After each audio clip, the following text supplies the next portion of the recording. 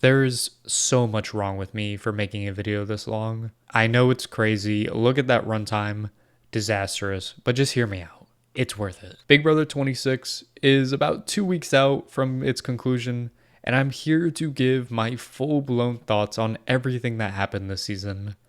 And I mean everything. I really hope if you watch this video, you have no questions about any of my thoughts on this season. I would dive in right away, but I do want to just give a general overview on my thoughts on BB26 and what it's done for Big Brother as a whole. Because I think going into the season, I was very shaky on things. They cut the rewinding on the live feeds. The hype just wasn't there in the preseason, and I felt like Big Brother US was reaching its final days. But then this season happened. 90 days later, I think Big Brother is in the best place it's ever been. Show-wise, creative team-wise, fan-wise, everything is there. And it should be, because this genuinely was one of my favorite Big Brother seasons ever.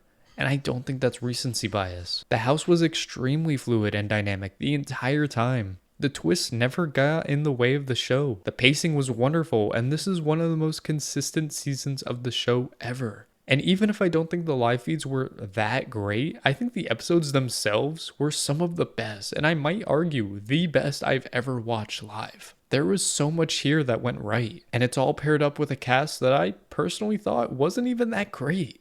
Now, yes, they are far from the worst, but despite everything there this season, there isn't like one person I want to see play Big Brother again. Now, I think many of them will have opportunities in reality TV because of how successful the season was, but that does not mean I personally want them to. But I think that's a good thing for Big Brother. This cast wasn't even that great, and the season was still amazing to me, which shows that this show has no limits if we get a great cast in future seasons with the same format that we've been getting. Big Brother had fun this year, and I had fun watching, something I've struggled with having for a while watching this show live. Like, I saw a Big Brother edit on TikTok like 2 days after the finale that had like a prayer playing in the background, and I almost cried because of how good it was and all the memories that came back from the season. Now, what specifically did I love so much about this season from beginning to end? I'm so glad you asked, because I have a lot of footage ready, over 2 hours, for you to feast your eyes on, explaining why this season delivered. I will be talking from week 1, the premiere, chronologically until the winner reveal, giving all my thoughts and opinions along the way. Before I go, please consider liking this video and subscribing.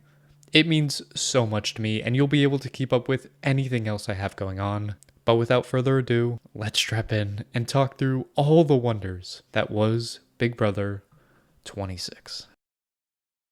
Every season starts at the same place, and this season is no different. We're going to start with the premieres. Yeah, we are returning to the 2-night premiere shit they did a lot in the late teens of Big Brother, which only means a couple of things. These episodes were going to be some bullshit, and we don't get night 1 feeds. It's a real tragic combo, but I'll break it down, I guess, with the first group to come in. Those house guests are going to be Angela, Rubina, Joseph, Mackenzie, Chemo, Tucker, Chelsea, and Cam. The only true notable moment of this intro package, or the move-in in general, was the fun moment where the first 4 to enter were the actual fans of Big Brother in Angela, Chelsea, Joseph, and Tucker, and none of them want to enter first because of the first one in curse. But Tucker inevitably takes one for the team. How honorable of him. He's one of the stars of the season. We will definitely get into him. I guess we can dive into the first twist of the season and kind of the main twist of this 2-night premiere. Remember all the way back then when Big Brother said there was going to be a 17th house guest and everybody was freaking out trying to figure out who it could be? Yeah, that was a fun joke because the 17th house guest is apparently Ainsley. I'm sorry, who the fuck is Ainsley? Got it. Yep, that's really dumb. I'm sorry, but shame on you, Big Brother, for doing all this teasing just for the 17th house guest to be fake. Literally just a TikTok girl that they added to say some lines for you, whatever. At that point, once I figured out what the gag was, I didn't care. And then they pulled this stunt of, oh, the house guests will vote if they want to let Ainsley into the house, knowing damn well they aren't gonna do that, and knowing damn well it didn't matter what the vote said because she isn't real. But what makes this all so much worse is that Ainsley turns into an ugly blue baby. Girl, that's Ainsley? That is where we are going to be forced to watch all season? This bad animation, this bad AI programming, it's hideous. But of course, like I've been saying, this vote only mattered so they could give us some crazy and quirky competitions for the episode. If you voted yes for Ainsley to be let into the house, you will compete in a competition against everybody else who said yes. The winner of that competition will be given an upgrade power in this game. If you voted no and didn't want to let Ainsley into the game, you will be competing to avoid getting a downgrade power against everybody else who said no. And honestly, I'm going to be giving them their flowers a lot of this season for the equitable comps they gave us here. Especially after the disaster that was BB25, this truly was a palate cleanser, and I do think production was in their bag this season, which we will obviously be getting to. But the upgrade power comp was a matching competition where you get super dizzy. Angela was a meme queen already night one, and you just knew she was going to be iconic this season one way or another, and she most certainly was. But Mackenzie will win this, and then on the other side, it looked like Tucker was about to be given the downgrade, but Chelsea forgets to plug in her cord, and that's all she wrote. And that's pretty much night one of the premiere. Oh boy, I sure hope night two isn't going to be the exact same thing, except with the other 8 house guests. Oh wow, would you look at that? This was the exact same thing except with the other 8 house guests. I'm gonna run through this very quickly because nobody wants to hear me repeat myself. The final 8 house guests are Lisa, Matt, Leah, Cedric, T-Core, Brooklyn, Quinn, and Kenny. Ainsley shows up again, they vote, we get some funny reactions from Leah and Quinn. I am actually BBAI. Only Leah and Quinn, funny enough, voted yes, so they're going to compete for the upgrade, which Quinn wins, and then everybody else competes to avoid the downgrade, which Cedric loses. The only new content we get this episode is everybody meets each other for the first time for a clean 15 seconds. And then we stop because Julie has to explain what the hell the downgrade means. And this downgrade will make Cedric and Chelsea the BB mascots for the week. They cannot compete in HOH or veto, they do not have a vote, but they can be nominated. Which is insane because that is so brutal. What did they do to deserve that? Like, goddamn. That's where the 2-night premiere will end.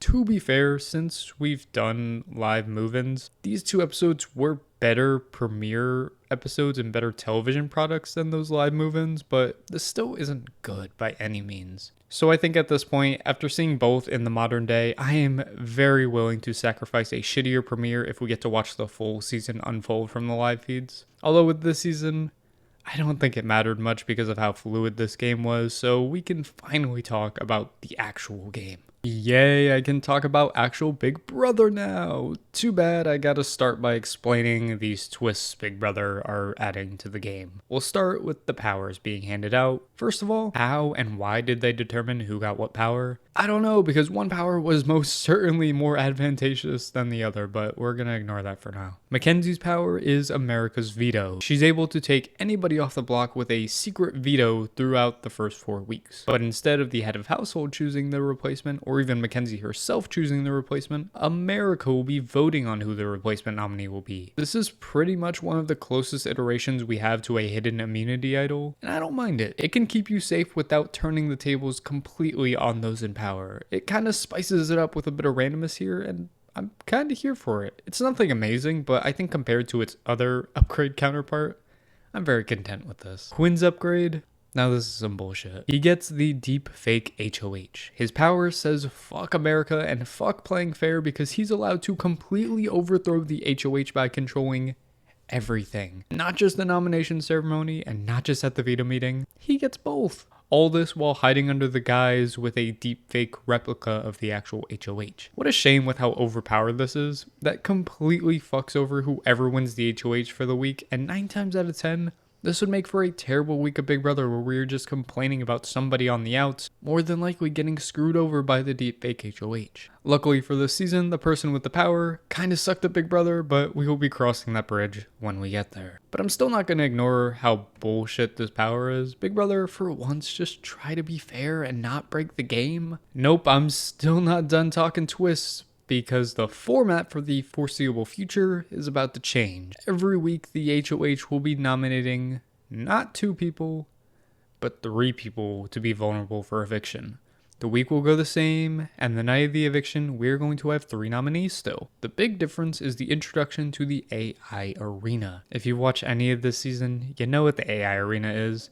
A battle between the 3 nominees live on eviction night. Whoever wins is safe and taken off the block, and then you will vote between the other 2 nominees. And obviously, with how infamous this twist is in Big Brother history, I'm sure you want my opinion on the AI arena. I will say on the offset, I was pretty conflicted to slightly negative on this twist. And just as a warning, all of these points I'm about to make are without the context of what happens later on in the season. This is just how I felt immediately learning about the twist. To start, the twist pretty much eliminates the backdoor. If you completely blindside somebody or want to make a big move on a big threat, you are much less incentivized to do so when you know they're going to be given a guaranteed 33% chance to be safe. So that gives me a lot of pause that people were gonna just play it safe the entirety of the twist. It was going to be the same people that would be nominated week after week after week, and then we would get even less big moves than the scarcity of them we already get from season to season. On top of that, I was really annoyed that we would be losing seeing HOHs play out live. Those were the best part of almost every Thursday episode, and with so much already happening, I thought it was going to be very boring and very uneventful for 35 minutes or so every Thursday night to see the same comp, the same result, and then to see the boring eviction. But seeing it all in action, I could not have been more wrong. This damn AI arena brought excitement I didn't know was physically possible to bring to Big Brother anymore. Every single Thursday episode was the best episode of the week without fail. In the past with regular Big Brother, Thursday episodes were gonna be the worst episodes. We all knew who was going home, and we were gonna get boring votes and annoying shoutouts the entire time. This was Big Brother's way of adding more excitement to the live evictions, and goddammit, they kinda ate that. Every Thursday, we had no idea who was going home, and most of these evictions, quite literally, any of the 3 nominees could have gone home depending on the outcome of the AI arena. And that is great television. And to my complaints I had before seeing this twist in action, the idea of the backdoor being eliminated did not shy this cast away from making big moves.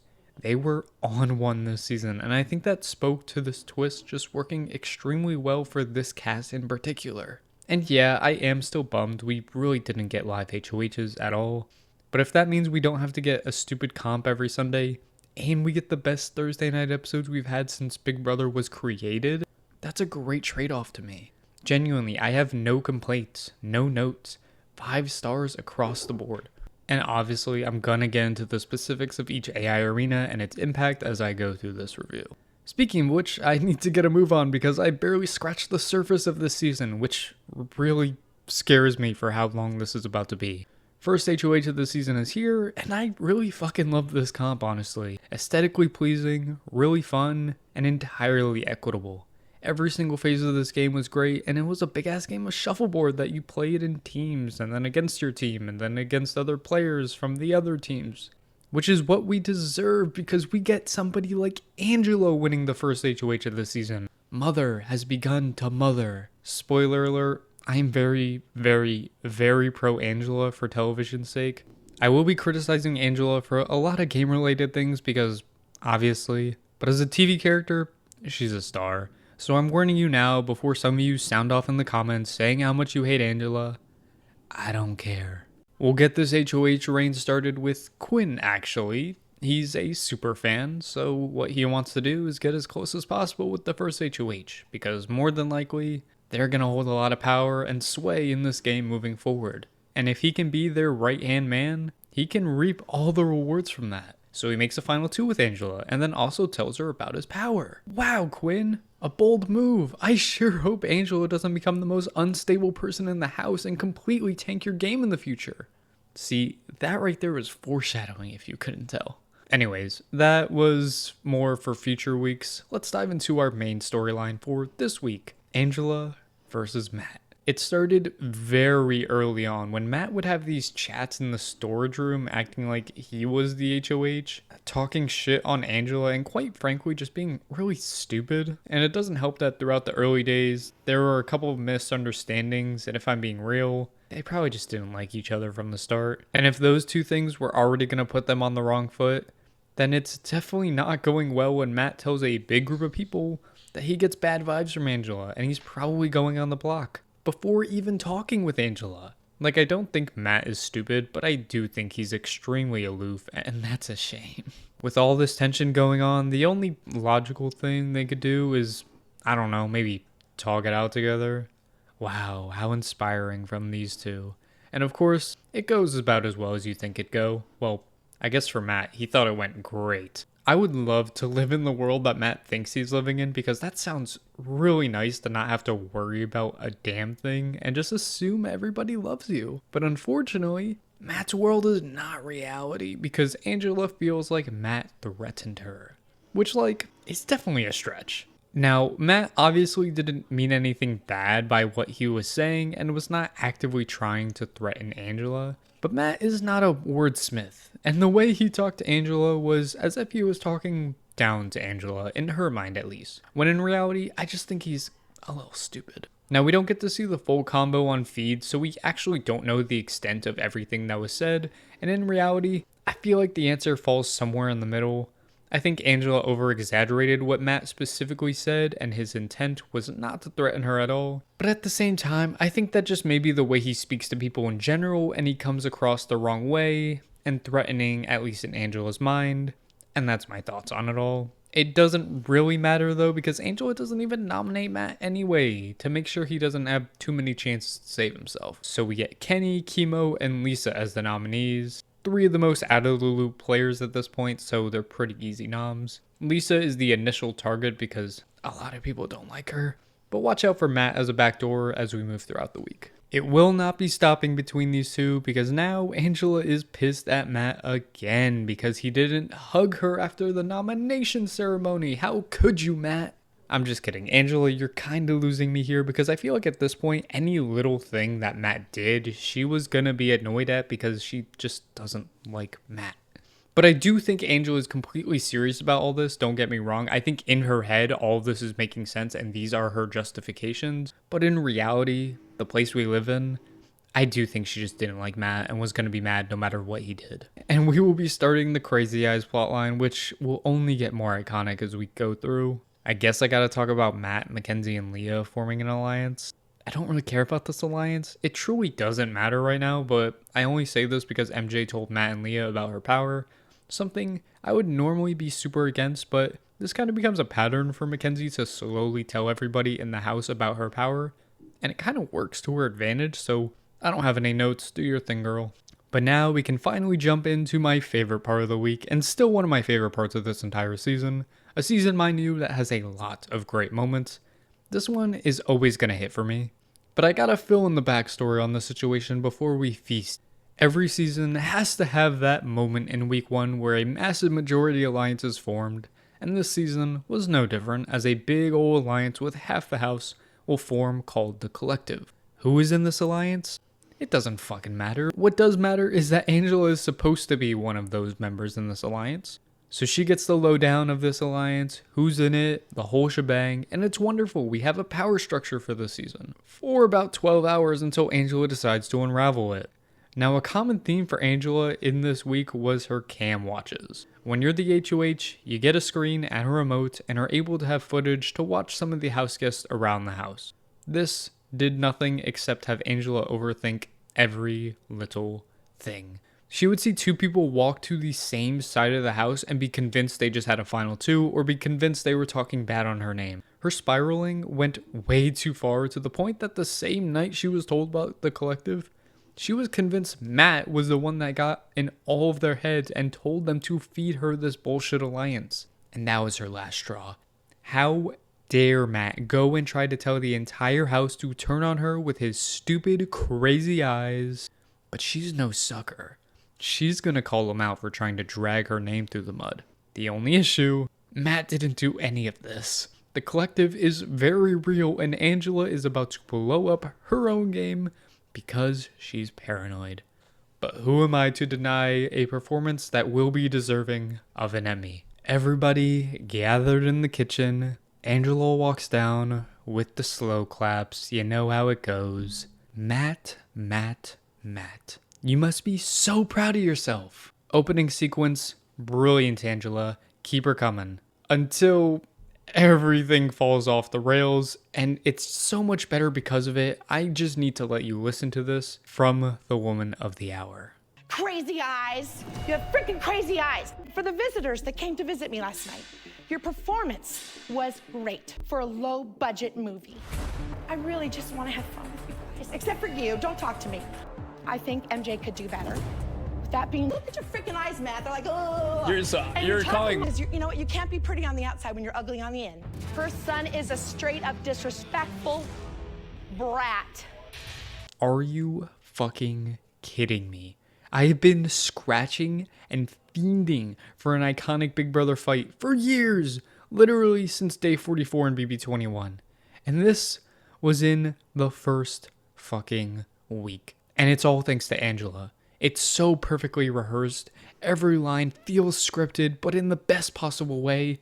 And the entire house being there in the moment, I'm so obsessed. Now, game-wise, Angela, what the fuck are you doing? In one speech, you looked every single one of these people in the eyes and told them, hey y'all, I am not a reliable ally to have in this game because I will turn on you at any moment if I feel like it. You add the fact that you made a couple mortal enemies in this game, and you made Matt an extremely sympathetic figure in the house after coming after him, meaning that Matt will not go home simply because you want him to go home, Angela.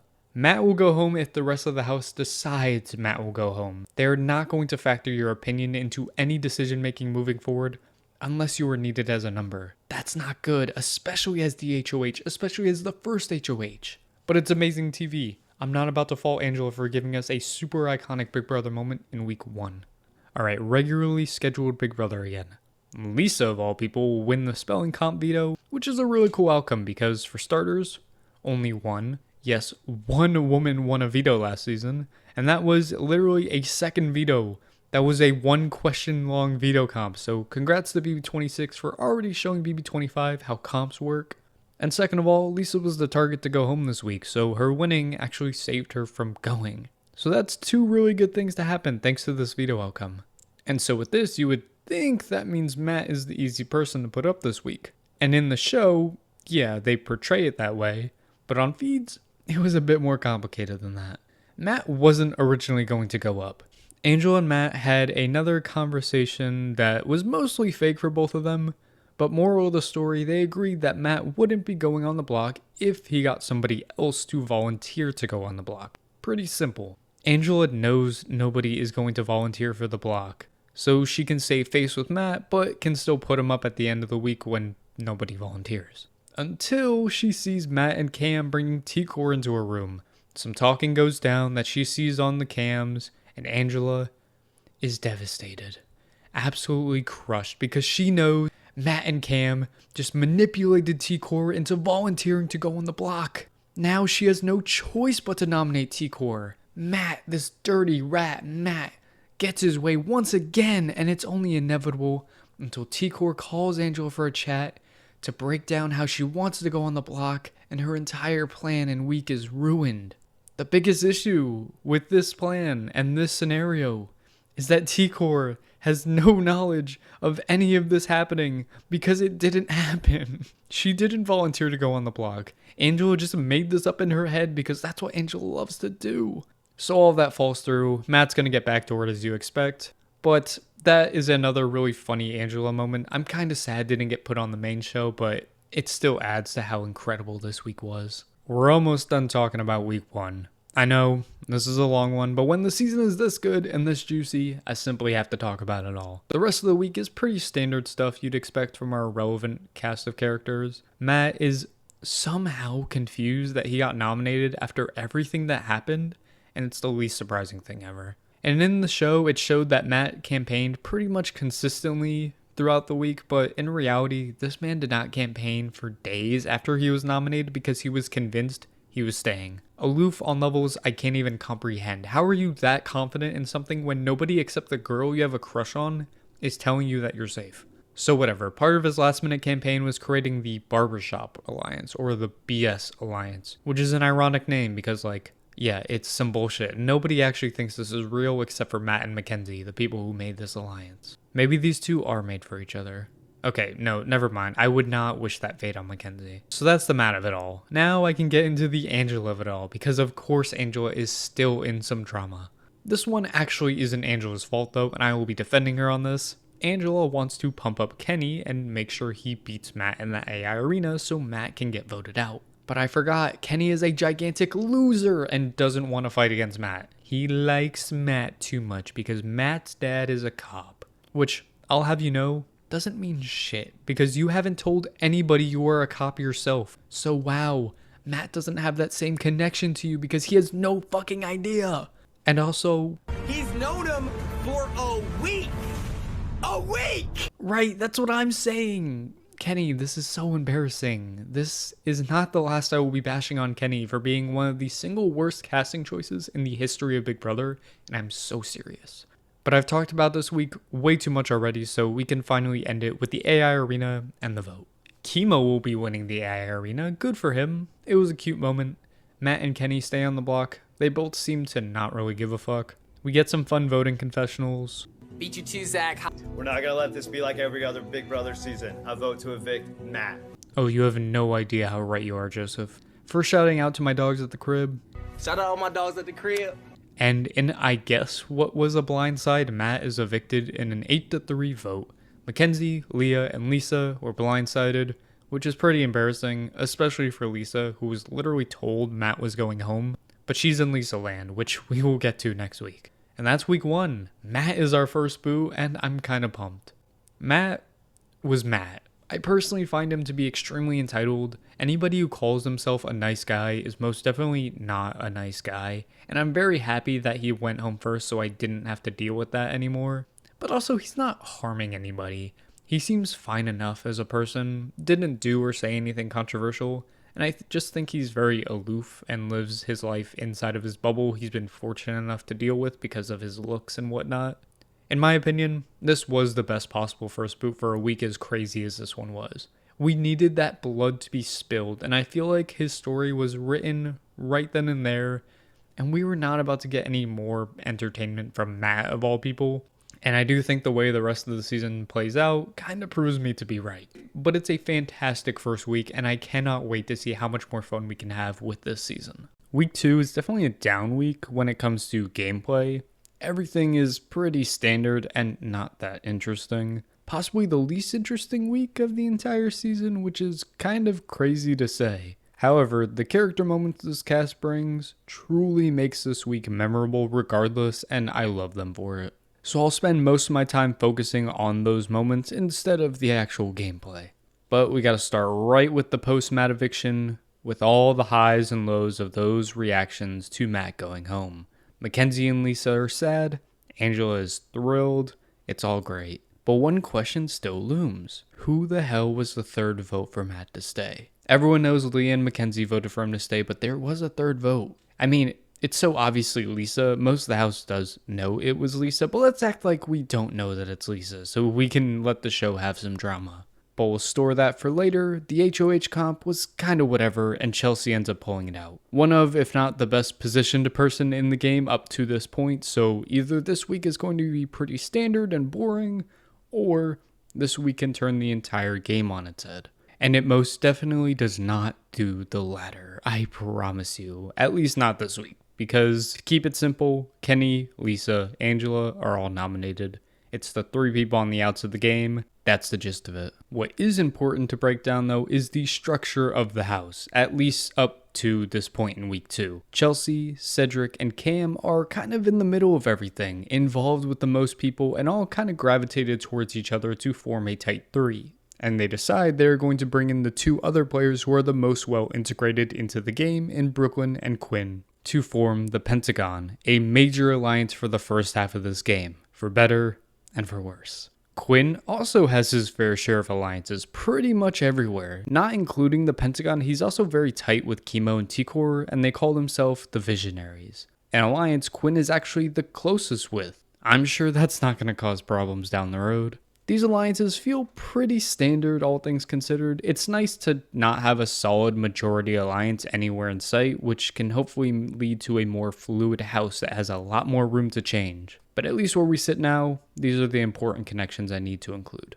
One of the bigger talking points of the week that spread to the online community as well will involve Miss Angela, because of course Angela is gonna get involved in some way. She does her normal Angela snooping and notices Cedric, T-Core, Chelsea, and Cam hanging out together outside. She goes to her quote-unquote closest ally in Quinn and tells him that's the group. Now, what Angela meant by saying this was that those four are the most well-integrated players and she wants to get in close with them. And I do believe her when she says that. However, the delivery and the manner in which she said did not come across that way, and kind of came across that she wanted to warn Quinn and have him look out for those people as the threats. And because Quinn is working with, all of them, he's obviously going to tell them if he has the feeling that Angela may be after them or clocking that they are working together. And Quinn, in my opinion, does nothing wrong with telling them about this. He simply tells them what Angela told him word for word. Like, yes, he's definitely throwing Angela under the bus, and Angela shouldn't trust him, but he's not saying anything super malicious to slander her name or accuse her of anything that should have any lasting effects. Angela was just messy, and she got exposed due to a lack of explaining herself. The peak of this drama will come to a head when it eventually gets back to Angela, and she realizes she only told Quinn about this, meaning Quinn just fucked her over. And because in her mind, she meant that comment to say she wanted to work with those people, she feels extra hurt that Quinn would go out of his way to slander her name. So Angela pulls Quinn aside and confronts him straight up. And this turns into a whole thing with the feeds cutting in real time. And I think the reason why the show wanted to hide this full conversation on the feeds and a lot of Angela's content throughout this week was because race was mentioned throughout. When T-Core gets involved and talks to Angela, she kind of says how when people say things like that and associate four people together who all happen to be black, that can come across in a not so great way. And when Angela hears that, she completely loses any form of self-control she had left. And to a certain extent, I don't blame her. Race is a very, very serious issue that has plagued a lot of Big Brother players in the past. Justifiably so, a lot of Big Brother players suck as people. And Angela is terrified because race was mentioned here. She feels she's going to fall into that category, unjustifiably so. Now, yeah, it's not a good look to call out the four black people in the house and associate them all together, but come on, we got more than our fair share of Angela. I don't believe this was done for that reason, nor do I think she even realized those implications when everything was said. However, I'm not going to excuse Angela for how she handled this entire thing. She made the entire situation about herself and her problems. And while she doesn't need to cater to Quinn, because why the fuck does she need to do that? I think it was completely unfair and unwarranted to dismiss T-Core like her concerns or her problems aren't important because Angela is trying to defend herself. As bad as Angela may feel in this moment, she has no idea how T-Core or anybody in that floor feel when all the black people get called out and put into a group together by somebody else. So that definitely did rub me the wrong way. And Angela gives great television, and I'm not mad that she confronted Quinn about this, but her consistently thinking about herself and only seeing things from her point of view is the part of Angela that I do not like a decent amount of the time. Luckily, Angela does apologize to T-Core later, which was genuinely really sweet, and everything kind of gets patched up and doesn't become a bigger issue than it needed to be. So that's nice that this isn't going to linger throughout the season. I will end this discussion with two things because this is obviously a very serious discussion as opposed to a lot of my joking talks when I talk through a season. First of all, no, I don't think that Quinn was weaponizing race in this moment. I'm sorry, I think that's complete bullshit, and you may not like Quinn based on whatever reason you feel, but this does not feel like a justified reason to hate on him. Four of his closest allies in his mind just got called out for working together. Of course he's going to fucking tell them. Like, hello, this was not a Michael Bruner situation from BB24, not even remotely close. And I hate that it's being compared, but whatever. My second note is that I thought it was really funny to see Angela sobbing and hugging Cedric randomly while she tells him she isn't racist. That was funny. Good Angela content. Alright, back to Big Brother again. Kenny wins the veto. Sure, I don't fucking know or really care. So we need a renom, and Tucker just kind of volunteers to be that renom because he feels like it. and also because he likes biscuits. I like biscuits. So Tucker gets put up as a pawn, and it's pretty easy. In the lead up to the eviction, Tucker has his big coming out party of the season, and he's pretty damn confident Lisa has that second power, and was the third vote to keep Matt, giving us this diary room. Gotcha. And I need to say this now. Why did everybody think Lisa had the second power? It should be really fucking easy to determine who competed in what comp on premiere night, and Lisa competed in the comp to avoid the downgrade. So either Lisa is not very smart or good at explaining herself, or everybody in the house just associated Lisa with the power because that's the only way to explain why Lisa acts the way she does in the house. Either way, it's stupid, and it doesn't really matter in the grand scheme of things, but whatever. Tucker confronts Lisa about this straight up. She denies both of these things, but Lisa's also probably going home, so sure. We get a couple of Angela segments, which is awesome. First segment has Angel wanting to spook Quinn because she still knows about his power and can leak that at any time, especially after he just backstabbed her. So she tells Tucker that she thinks Quinn has the power, but isn't going to outright confirm anything, as long as she stays in the house. You call it a blackmail, baby. I'm kind of obsessed with this move from her. The other Angela moment is the confrontation with Lisa. Now, these two have hated each other the entire season. Probably because Lisa is type A and Angela is Angela. It's a recipe for disaster. And the entire time these two have thrown these passive-aggressive comments at each other. But it all comes to a head when Angela, skips past Lisa?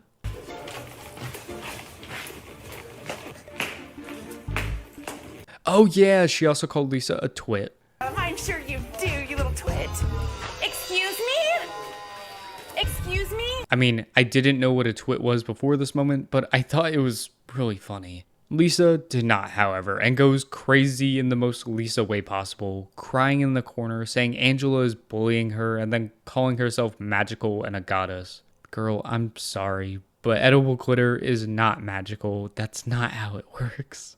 But I don't even care because it's the two house guests on the outs just hating on each other because they feel like it. That is quite literally the realest thing I've seen, and I'm obsessed with it. These two need to keep it up. Unfortunately, one of them is most definitely about to leave this week. So let's get to the eviction. AI Arena is first, and Mr. Tucker wins the comp and lets us know he really likes puzzles. I really like puzzles. I really like puzzles, baby. Let's go. I've said I really like puzzles in a British accent way too much in my real life, and nobody ever understands what I mean, and I plan to keep it that way because nobody can know that I watch this deranged show. But we get to a vote between Angela and Lisa. A quick shout out to the dogs at the crib. Shout out all my dogs at the crib. And Lisa is evicted 11-1. Not before giving us some great moments. By a vote of 11-1, Lisa, you are evicted from the Big Brother house. How in the hell did both nominees get blindsided by the vote? Only in BB26 can that happen, especially when the vote was goddamn 11-1. And Tucker was dressed up like Lisa too. Oh my god, it's actually hilarious. Lisa was really fun. I'm glad she went home now because I think I would have been really annoyed at Lisa in the house for a long time because I don't think I would particularly enjoy hanging out with Lisa. But as a TV personality, it was fun to see how bad she was at the game and how delusional she was too. I mean, Miss Girl was blindsided in both votes she was in. The first time after being told where the vote was going and choosing not to believe it. And the second time getting evicted near unanimously and having not a semblance of a clue she was going. It was a fun run for Lisa, and somehow I just talked a shit ton about week 2, which is literally one of the least eventful weeks of the season. So yeah, this review is going to be a fucking mess. I need to strap in right now. Let's jump to week 3.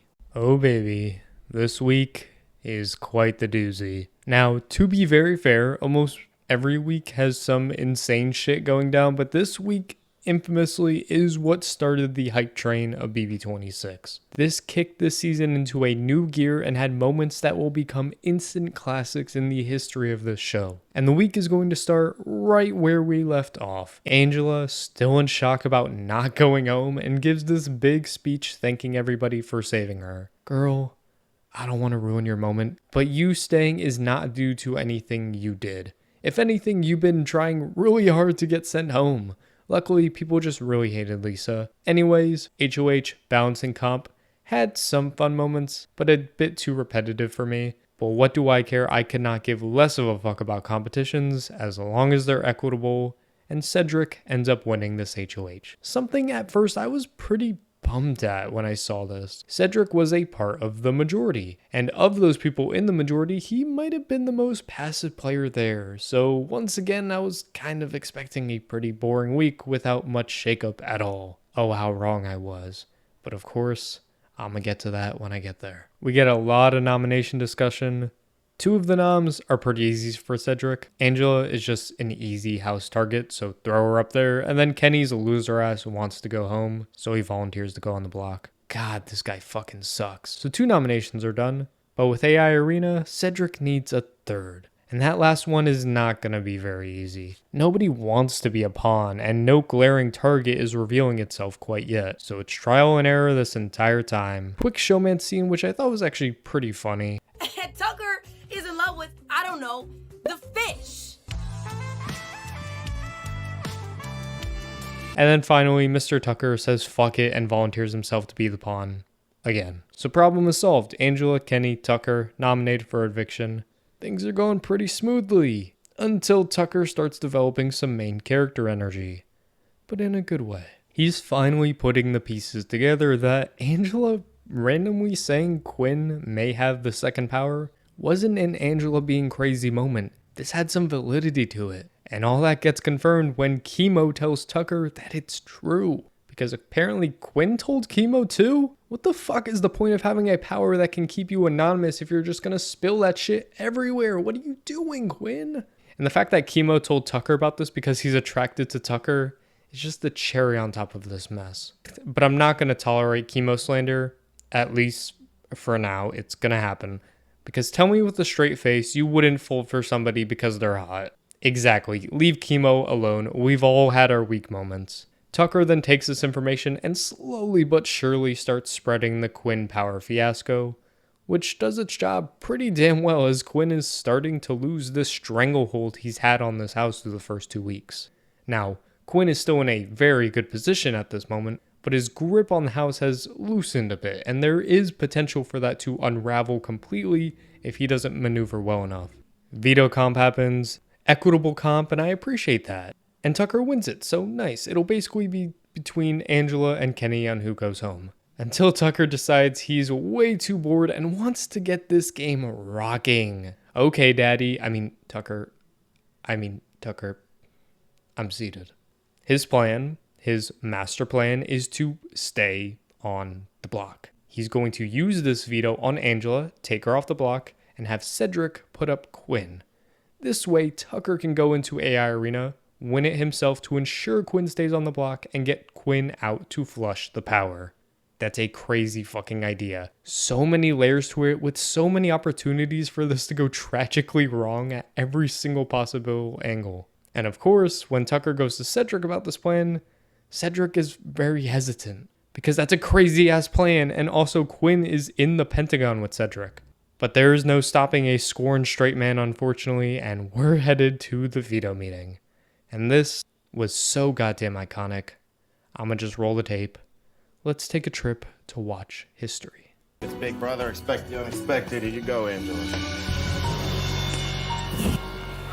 That's my decision, and I'm sticking with it. Mackenzie, I'm sorry. We'll take your place on the block.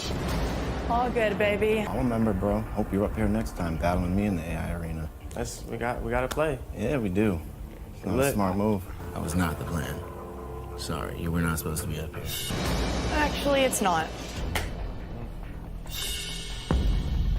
I am using America's veto to save myself from the block. Sorry, guys. The House guest who receives the most votes from America will be the replacement nominee. This is Big Brother. This veto meeting is adjourned. What is there to say? This is absolute chaos, pure madness, and gave us something that is hard to come by in Big Brother. great TV. People love Big Brother for the strategy or for the characters or for the game format, all of which won't lead to great moments we get to watch play out in the episodes. This veto meeting, and to a larger extent this season, gave us so many moments that are wonderful television that I will not forget about anytime soon. I could rave forever about how great this was to watch, but from a game sense, I do have some opinions. For Tucker to go out of his way to do this, there is very little upside to this. Yes, he will be gaining somebody that will never turn on him in Angela until she turns on him. And that's later on. We don't talk about it. But he also turns himself into a huge house pariah by the way he acted when this plan does not go his way. On top of that, it's incredibly naive for Tucker to go through with this plan despite the red flags being shown and then going out of his way to blame Cedric. Where yes, Cedric didn't do what Tucker told him to do, but that isn't up to Tucker at the end of the day. A lot of the strategy from Tucker was very flawed, but it still made for some great TV. I can't be that mad at Tucker, despite me having a lot of qualms with it. As for Cedric, based on what happens the very next week, I'm sure you would want me to say that he made a mistake by not nominating Quinn, considering he's one of the main reasons for the unfortunate events that will take place. But I'm just not going to do that. I'm sorry. I will talk about the events that transpire next week when I get there, but that is its own entity, and there truly is no way of predicting that thing happening, especially because Quinn, to the end of Cedric's run, was a close ally of Cedric's. There was no reason Cedric needed to turn on his numbers for Tucker and his dying ship he was trying to piece back together. It would not have been worth it. And while he was coming away with enemies no matter what after this week, I think he comes away with way more after this if he goes through with that Quinn move, with no guarantee that Quinn will go home either. Ideally, you don't want Quinn doing the things he did the very next week, but I do think that risk still would have been more beneficial than if he went through with the back door. At a certain point, Cedric was probably just screwed no matter what, and I can definitely blame him for part of that, because I will, but I don't think the actions of this week are that main source of blame. But we still have an eviction to get to, and we don't even know who is going to be the third nominee until right before the AI Arena takes place, which I love, by the way. Well, I do think there is a very easy out where everybody agrees to not vote out whoever America nominates, no matter what. There's still that potential for somebody huge to get put on the block, and people see the opportunity and strike. And everybody has to play the game and campaign because anybody could get nominated. It adds stress into the house that I do not envy, but I love to watch. And I think all of it's good, so overall, I think America's veto kind of did its job. But there's still some business to attend, and this earthquake that hit the house is getting ready for an aftershock because Cedric and Tucker are still beefing. So Cedric decides he will hash it out with a house meeting, get Tucker to do all his Tucker things because he loves to talk, and have him dig his hole even deeper while Cedric can kind of get away with no more blood on his hands.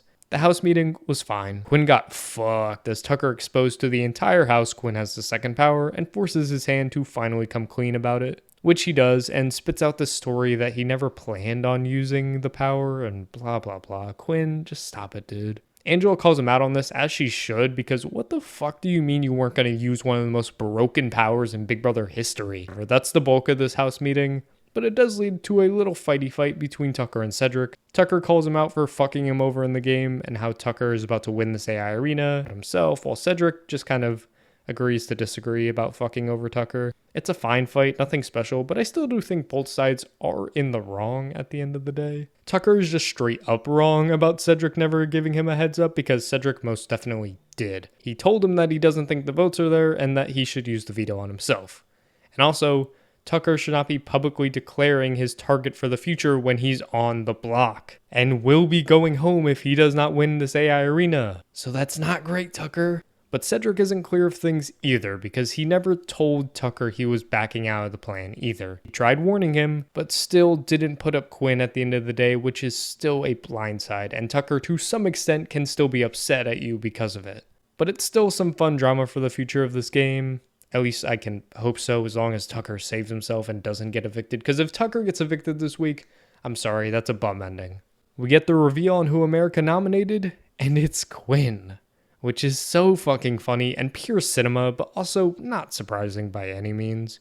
People love Tucker, and people also hate Quinn. Add that with Angela not being an option to vote for, and surprisingly no problematic people, that are easy votes. It was a shoo-in for Quinn to go up, but he had a good attitude about it, and I kind of fuck with the fit he's got on. AI Arena was a lot of balls everywhere. And Tucker wipes the floor with Kenny and Quinn and wins the comp, and his celebrations get me so hype, I can't lie, it's addicting to watch. So we got Quinn or Kenny going home, and I'm sorry, but Quinn's kind of funny sometimes. House guests, America. The opportunity is right there to take out Quinn, but also Quinn's mist is still somewhat strong, at least for now. Can't forget to shout out my dogs at the crib. Shout out my dogs at the crib.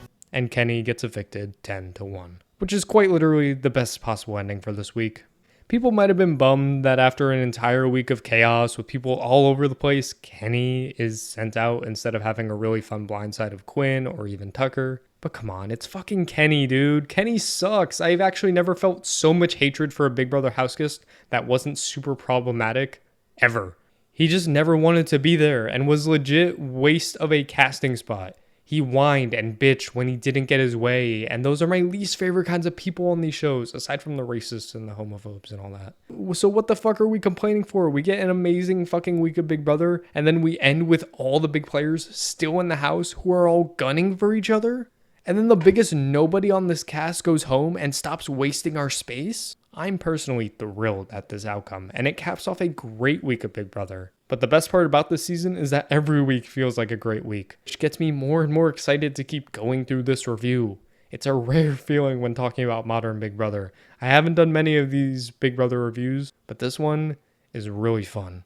Week 4 is wonderful, and one episode in particular was genuinely breathtaking to watch happen live. But we'll start right at the beginning of the week with Tucker realizing he's pretty much a lone wolf in this game, Angela being his only solid ally at the moment, with a lot of the house coming for him after realizing he would have been sitting with Miss Julie if he didn't win the AI Arena. So we go to a pretty big HOH, which was the knockout comp, which does not play well when it's not live. It really doesn't. That's the entire point of the comp, is that it plays out live so the audience can see it happen in real time, and the players obviously have it happen in real time. Regardless, Angela is on some queen shit and pulls out the HOH. Fucking mother has won her second HOH, and Tucker can relax for the week. Until you are reminded that Quinn has his fucking power and is obviously going to be using it, especially with this being one of the worst results for Quinn in particular, where Angela planned on pretty much nominating 3 of the 5 members of the Pentagon,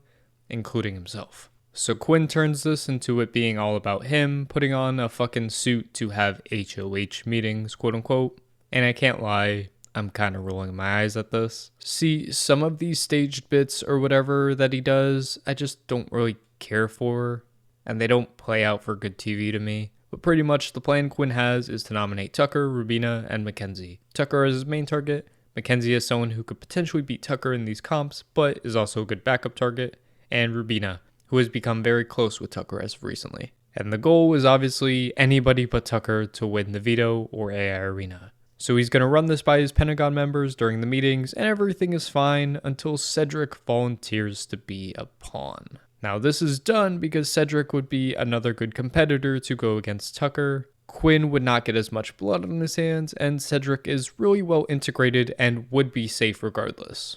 Which I need to say right now is fucking terrible gameplay and really dumb on all ends. I didn't understand this move when it happened. I didn't understand this move throughout the week, and I really didn't understand this move after the week concluded.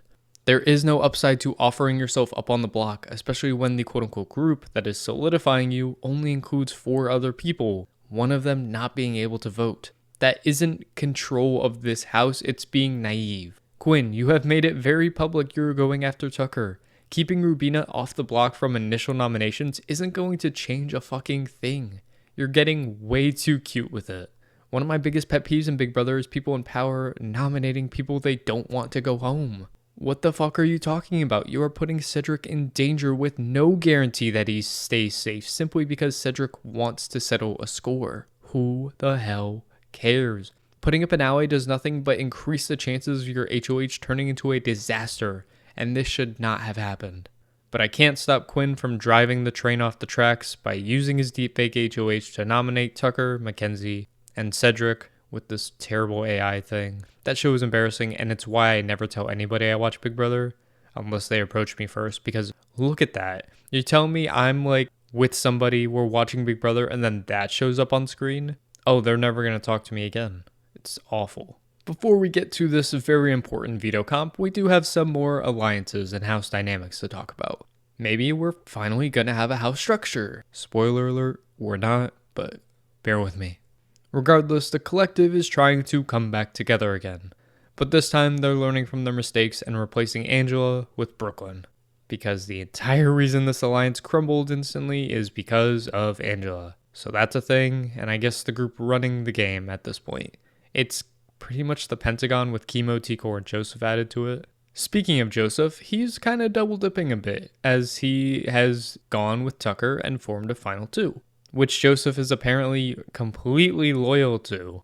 And from this point forward, Joseph has a pretty embarrassing run of this game of being blindly loyal to Tucker, and I still have no idea why or how or what he was doing or what he thought he was doing in this game moving forward, but whatever. So those are our little updates to keep the structure of the house updated. Now we can talk veto. It's a fun little memorization tournament that I really enjoyed. And of course, the veto comes down to Cedric versus Tucker because this season is so good it feels scripted. But of course, his back is against a wall, Tucker pulls out the veto.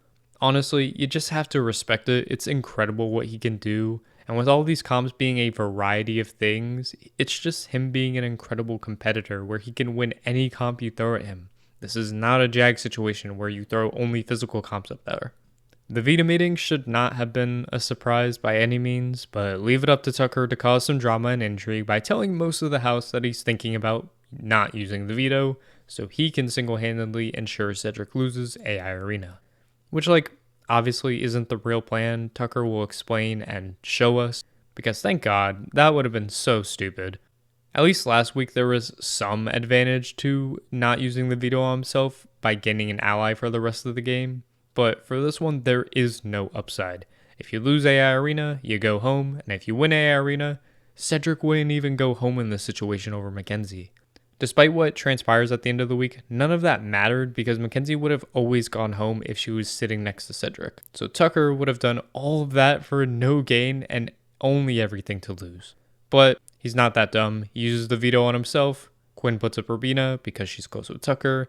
And now we can dive into one of my favorite episodes of the season. Now, as we currently stand, Mackenzie will be going home if she doesn't win AI Arena.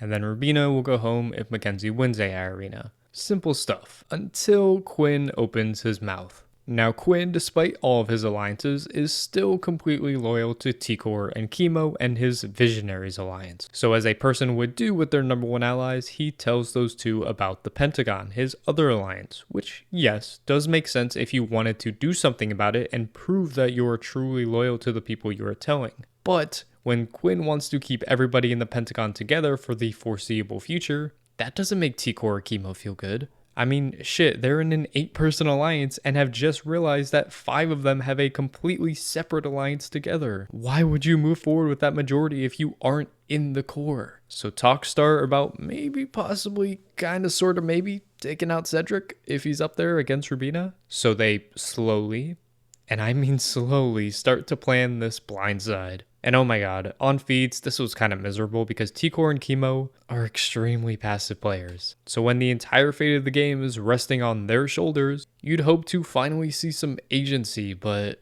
no. They still go back and forth the entire week until literally at the eviction to decide what they want to do, but we aren't there yet. I gotta back it up a bit. We do get an alliance forming between Tikor, Chemo, Tucker, Brooklyn, and Rubina. That Angela invades and tries joining, she's trying to join your kickball team during recess. It's completely unserious and I kind of love it so much. Angela is a gift. So that's a loose group, I guess. But for Chemo and Tikor to pull off this move in blindside, they need Leah and Mackenzie's votes. They are the hedge bets. Mackenzie if the scenario arises where she wins AI Arena, and Leah, who's been kind of floating along this game up to this point, not really loyal or tight with anybody. And as we reach the live competition and eviction, the entire game is left into the hands of Chemo and T-Core, which is very, very exciting. And also gives us the quote of the season, and it's not even close. Iconic, baby. I'm gonna be quoting that for years. Oh, wait, no, sorry. I will not be quoting that for years, I swear. Regardless, that's going in the history books. We're here, the oh so infamous AI Arena and eviction.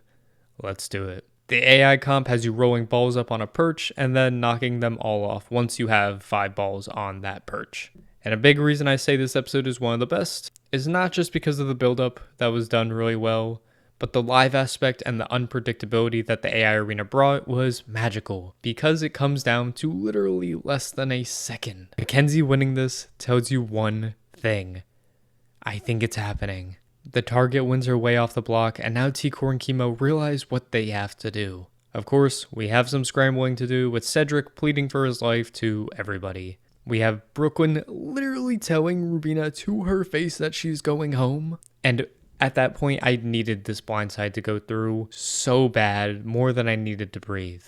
God, there's so many thoughts going through my head. I just need a voting confessional to sum all of it up in just one fell swoop. Thank you, Quinn. Gotta give a shout out to my dogs at the crib. Shout out all my dogs at the crib. And I'll let you watch these votes play out. Cedric. Cedric. Cedric. Cedric. Rubina. Cedric. Rubina. Rubina. Cedric. Thank you. By a vote of 6 to 3, Cedric, you are evicted from the Big Brother house. Oh my god. Young Cedric and the rest of the Pentagon are blindsided by the entire house. And it's so great to see pure shock, pure fear, and pure realization that these 4 members of the Pentagon have gone from the top of the house to the very bottom, fearing for their lives. And it's kind of all their fault. It's a great eviction that is better than any vote out we've gotten since BB20? Is that crazy to say? Because I don't think it is. Obviously, we lose young Cedric, and it's kind of tragic.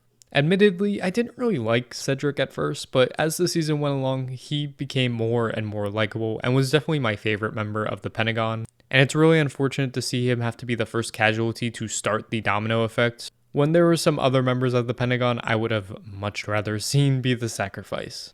But in the end, I'd rather lose Cedric and have the house become even more fluid than not lose Cedric and have the same power structure moving forward. The Pentagon's reign was just enough to where it didn't bother me too much and become boring. But goddammit, why did this man volunteer to be a pawn? Because pawns go home. It's not going to be the last time a pawn goes home this season, not even close, but whatever. Seeing Cedric cry at the end was heartbreaking, and I wish young Cedric nothing but the best. He was a critical part in making this season, especially this pre-jury, one of the greatest pre-juries ever. We got some more Big Brother to get to, people. The aftermath of the Cedric eviction is leaving the entire house in panic. The Pentagon realized they are on the outs against everybody. Those who flipped are coming to terms that they actually just did that, and Tucker should be feeling on top of the world, but he still knows after all this he's still target number 1, which makes this HOH so crucial for the game. So thank God it's one of the most iconic HOHs out there. We get the wall. Usually one of the best times of the Big Brother season because we get to watch this comp play out on feeds. One of the very, very few comps we see on feeds. Usually the only one of the season. And while the results of this comp were very exciting, I've kind of become disappointed with the wall over the years. It's become so much less about the will to have it, which is what I want these comps to be about and why I love something like the pressure cooker, where in the modern day, it's just about grip strength. And they make the wall so much more difficult, so the comp just kind of runs shorter and shorter every season. It's a shame that this wall was literally less than 40 minutes long, because what the fuck. But whatever, the wall is standard stuff with people falling until we get our showdown between Quinn and Tucker, because this season is going to continue to deliver cinema. Although the ending, still predictable, Tucker wins HOH. This guy cannot lose, he keeps shitting on Quinn at every opportunity. And with a Tucker win, the week seems pretty easy if I'm being honest. Of the 3 spots on the block, you got 4 people to look at. It's the 4 remaining Pentagon members. Because everybody else in the house showed some form of loyalty to Tucker, inadvertently or not. The only real point of contention I'll mention is that Tucker is telling everybody Quinn is his target because that's the obvious play, but in actuality, he doesn't see Quinn as a threat anymore. Quinn was a threat when he had his broken power and he was sitting in the shadows being protected on all sides. Now Quinn has no power, no allies, and can't beat Tucker in shit. This gives Tucker the opportunity to potentially cut a deal with Quinn while targeting the real person he wants out, Brooklyn. She's a snake and still hasn't fully been caught or called out yet, and that needs to change ASAP. And this, admittedly, is not a great move for Tucker, but also not a bad move for Tucker. He can't exactly go wrong with who he takes out as long as it's a member of the Pentagon, but I do think which member goes out is very important for Tucker in particular. Quinn may not be a threat in his eyes anymore, but Quinn is still completely focused on taking Tucker out by any means necessary. He does not care about anything else except getting rid of you, Tucker, where Brooklyn is somebody who feels way more hurt by other people. Yes, Tucker is still a target for her, but there's potential there for Brooklyn to not target him for a week and instead go for a chemo or a T-core. Plus, I'll add on that Quinn does have much tighter connections with those outside of the Pentagon than Brooklyn does. So if the Pentagon does collapse completely, Quinn is way better situated to build a structure afterwards than Brooklyn ever would be. So I do think Tucker made the wrong move here and should have gone for a Quinn or Chelsea over Brooklyn, who just isn't that threatening anymore now that she's been exposed. But regardless, the noms are Quinn, Cam, Brooklyn, and we'll see how the week progresses. I am allowed to stop and have my fun sometimes throughout the week. Quick note, we get a 6th Avenue alliance being formed with Joseph, Tucker, Rubina, T-Core, Chemo, and Angela. So that exists. I'm only mentioning it because it's a thing next week, so yeah. But what I really want to talk about is Angela being blessed back on our television screens with this charcuterie segment on the show. Now, apparently Miss Brooklyn is pulling off a mother-on-mother hate crime by eating Angela's charcuterie food that she just got from her HOH. And she can't eat any because she's a have-not. And Angela is going through it. Oh my god. She is quite literally on the floor in the DR. And how do you not love Angela? She's on the verge of a mental breakdown because her meats and cheeses are being eaten. God, I love this woman so much. Anyways, that's all I wanted to say. It's veto time. And the veto is hide and go veto, baby. We are so back. See, Big Brother continuously is getting in their bag this season because hide and go veto has always been a personal favorite of mine. And we get some pretty good moments here. Brooklyn is petty as hell, and I'm kind of standing her this week for throwing around Tucker and T-Core's clothes because she has an excuse to do so. Like, I'm sorry, fuck you guys. I'm gonna do what I want in a once-in-a-lifetime opportunity to fuck some shit up with no consequences. Tucker being Tucker. Hey, you're a scumbag. And even though most people sucked at this comp really bad and Joseph almost won it when he was throwing the comp, Tucker is inevitable and of course will win this veto too. You would normally hate for the HOH to win veto the same week as their HOH because that's unnecessary, but it's Tucker. His target cannot possibly get any bigger. So things might be getting spicy with Tucker potentially talking about saving Quinn to activate his plan of fully gunning for Brooklyn.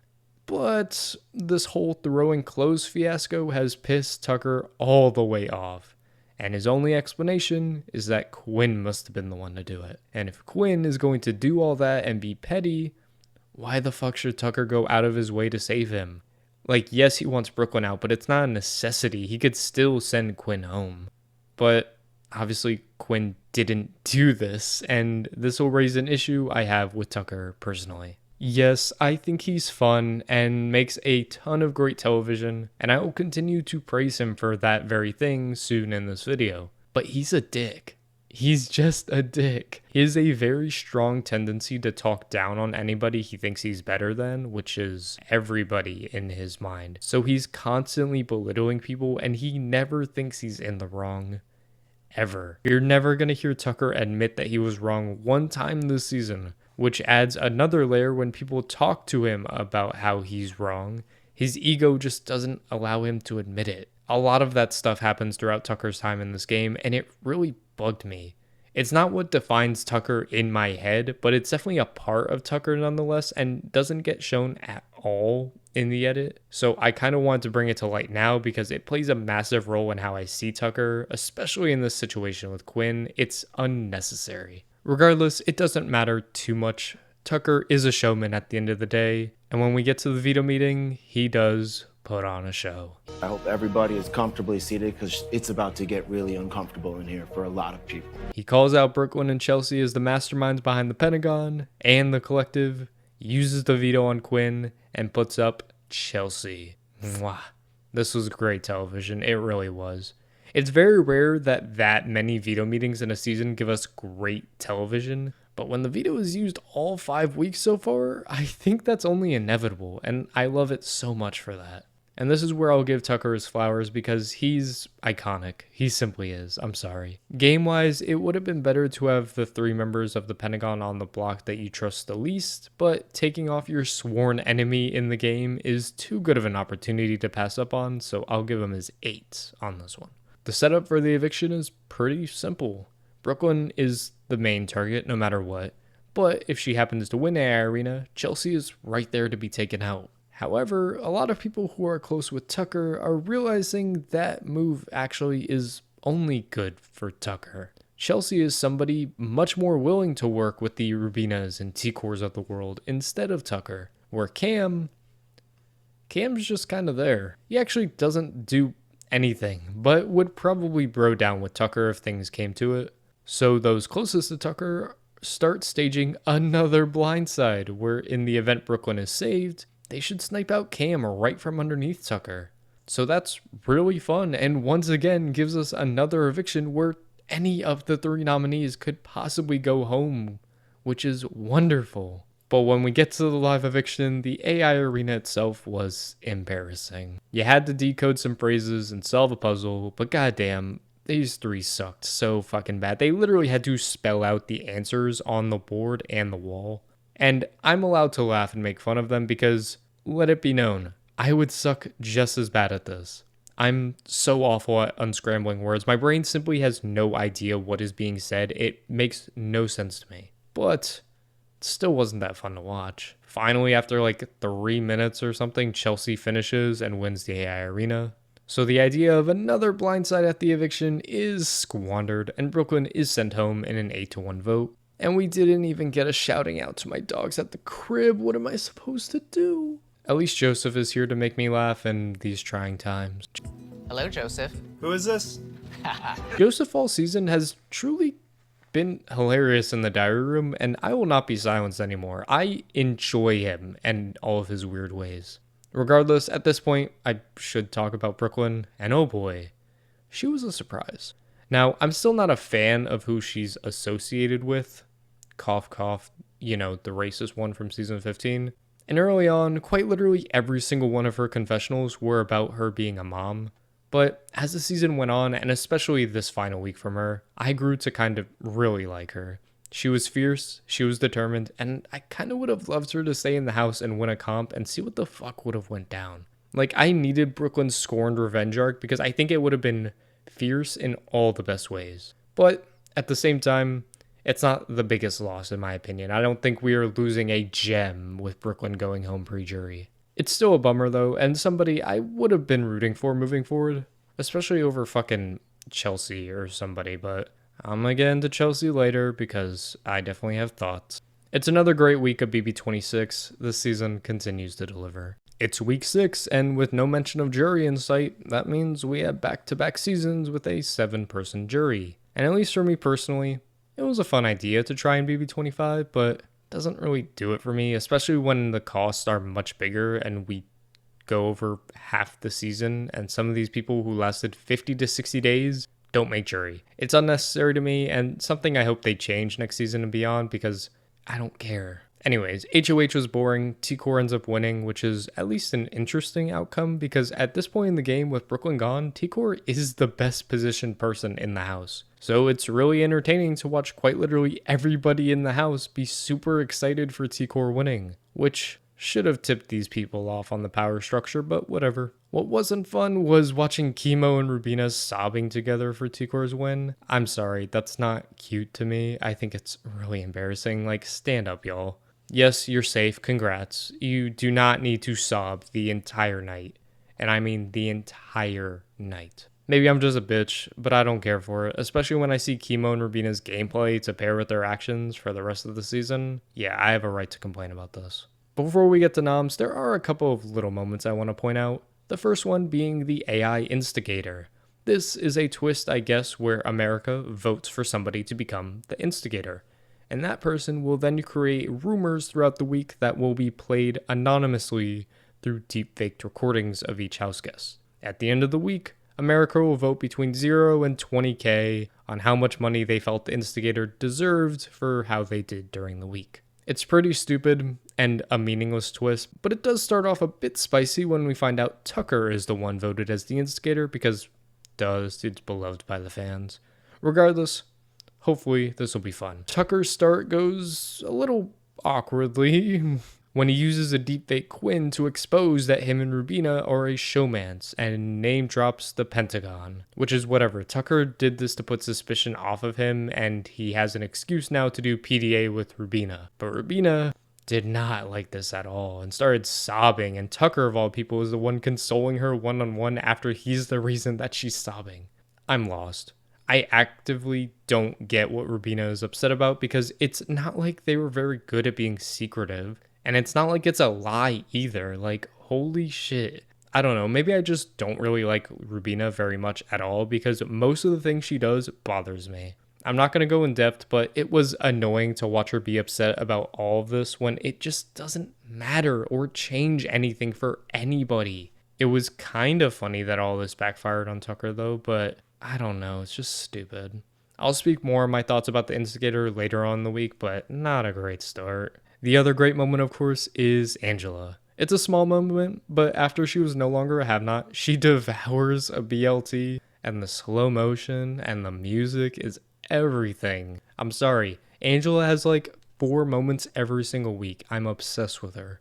Okay, nom time. It's pretty boring. T-Core is socially connected to everybody, but doesn't have any strategic workings with Mackenzie, Leah, and Cam. So those should be the noms until... Why are you crying? I feel like I'm going home. Oh, god damn it, Angela. Okay, ignore that. What I was trying to say is that T-Core goes to Tucker and gets him to volunteer to be a pawn, which he does because it's only fair. If he's going to do it for Chelsea and Cedric's HOHs, he should do it for T-Core's. And I kind of fuck with this move from T-Core. She has an excuse to put up Tucker, the biggest threat in the house, while having the guise of him being the pawn. He could very well win one of the 2 comps and stay, but there's a chance he could go home and it would be under your HOH. So T-Core kind of ate with this one. Except for a little fact here. I forgot to mention, she actually wants Tucker to be a pawn and wants Tucker to stay. Okay, if that's the case, then what the fuck are you doing, T-Core? If you actually want to keep Tucker in this game, there is 0 reason why he should be on the block. All this to do what? Gain Leah's trust when your plan is to make her the renom anyways? This is like the Quinn move that makes 0 sense because that bridge will be burned anyways. Nominating Tucker with the intention for him to stay is downright stupid. And shame on you, Tucker, for volunteering to go up. You should have said hell no because it makes 0 sense. So somehow the noms are Mackenzie, Cam, and Tucker. I'm still not over Tucker being nominated as the pawn. T-Core, you realize he will be voted out, but whatever. Quick pit stop before the video to talk about Quinn having a crush on Leah, but Leah does not feel the same way at all. And I remember on feeds, Leah would talk so much shit on Quinn about how she actually dislikes him a lot. And Quinn would just not get the hint and keep trying to no avail. And I only mention this because of what happens later in the season. It's really mind-blowing, but I will never doubt you again, Quinn. However, in the moment, very cringy. Alright, veto comp time, and this veto took way too long. It was the keeper swap veto, and I'll save you the time to say it came down to Tucker and Cam. Cam wins the comp, and Tucker willingly takes a punishment to give T-Core $5,000. But Cam won a comp, yay, it's crazy. The dude who's extremely jacked finally wins something. Oh boy, I bet he wins so many more comps moving forward, right? I'm kidding, I'm not gonna shit on him too bad. Look how happy he looks. It's adorable. This episode on the show was 2 hours, and I was truly miserable. We get the rest of the AI instigator shit, which sucked, and I'm here to call up Tucker, or production, or somebody needs to be called out, because nobody cared about any of this shit. The deepfakes are so bad, nobody takes them seriously, and everybody knows it's not the actual person talking, so whatever is said here doesn't matter and won't have any lasting game effects. And then on top of that, like 90% of Tucker's instigator things were meaningless and stupid because he was scared of doing the same thing he did to Rubina again. So why was it here, and why was it shown, and why does Tucker, spoiler alert, get rewarded $20,000 for being bad at this? It really sucked, and it was a waste of my time. And most of these punishments from the veto comp were also a waste of my time. Tucker's costume was lazy as hell. He's literally wearing shorts. Like, what the fuck? Angela had the same running back and forth punishment, but it was done so much better in so many other versions. And Joseph had solitary confinement, which should have been boring, until we hear from a little birdie that Joseph relieved himself sexually while in solitary confinement, which on his own is a funny story. But then we see on the show that he had AI Matt talking with him the entire time, which was really funny actually. I enjoyed these clips on the show, but now I'm putting the pieces together that Joseph did what he did with AI Matt talking the entire time. Joseph, you a freak. But all of that and most of the content throughout this week is very irrelevant compared to what I'm about to talk about. And of course, this is going to involve our two main characters of the season, Angela and Tucker. From Angela being the house target to Tucker being the house target to them coming together to them actually being in a power position, at least for a moment. All of that is eventually going to accumulate to this week of Angela spiraling and realizing that even though she has a final two with Tucker, she doesn't trust that Tucker will actually hold up his end of the deal and start spreading the news that she wants Tucker out now. Which is insane and obviously a bad move, but I'll get into that later. Her spreading the news of this leads to our favorite rat Quinn telling everybody he can about this. First, he tells the HOH T-Core that Angela is targeting Tucker to try and point the target on Angela, and then tells Tucker himself to build some fake trust with Tucker. And when Tucker hears that news, he's pissed and confused, so he goes to the source in Angela to see if this is true and why the fuck she is doing this to her number one ally. And this confrontation goes about as well as you'd expect it to. Tucker is pissed and keeps telling Angela that he would have taken her all the way to Final 2 while Angela is in Angela world and starts crying while saying that's just not true.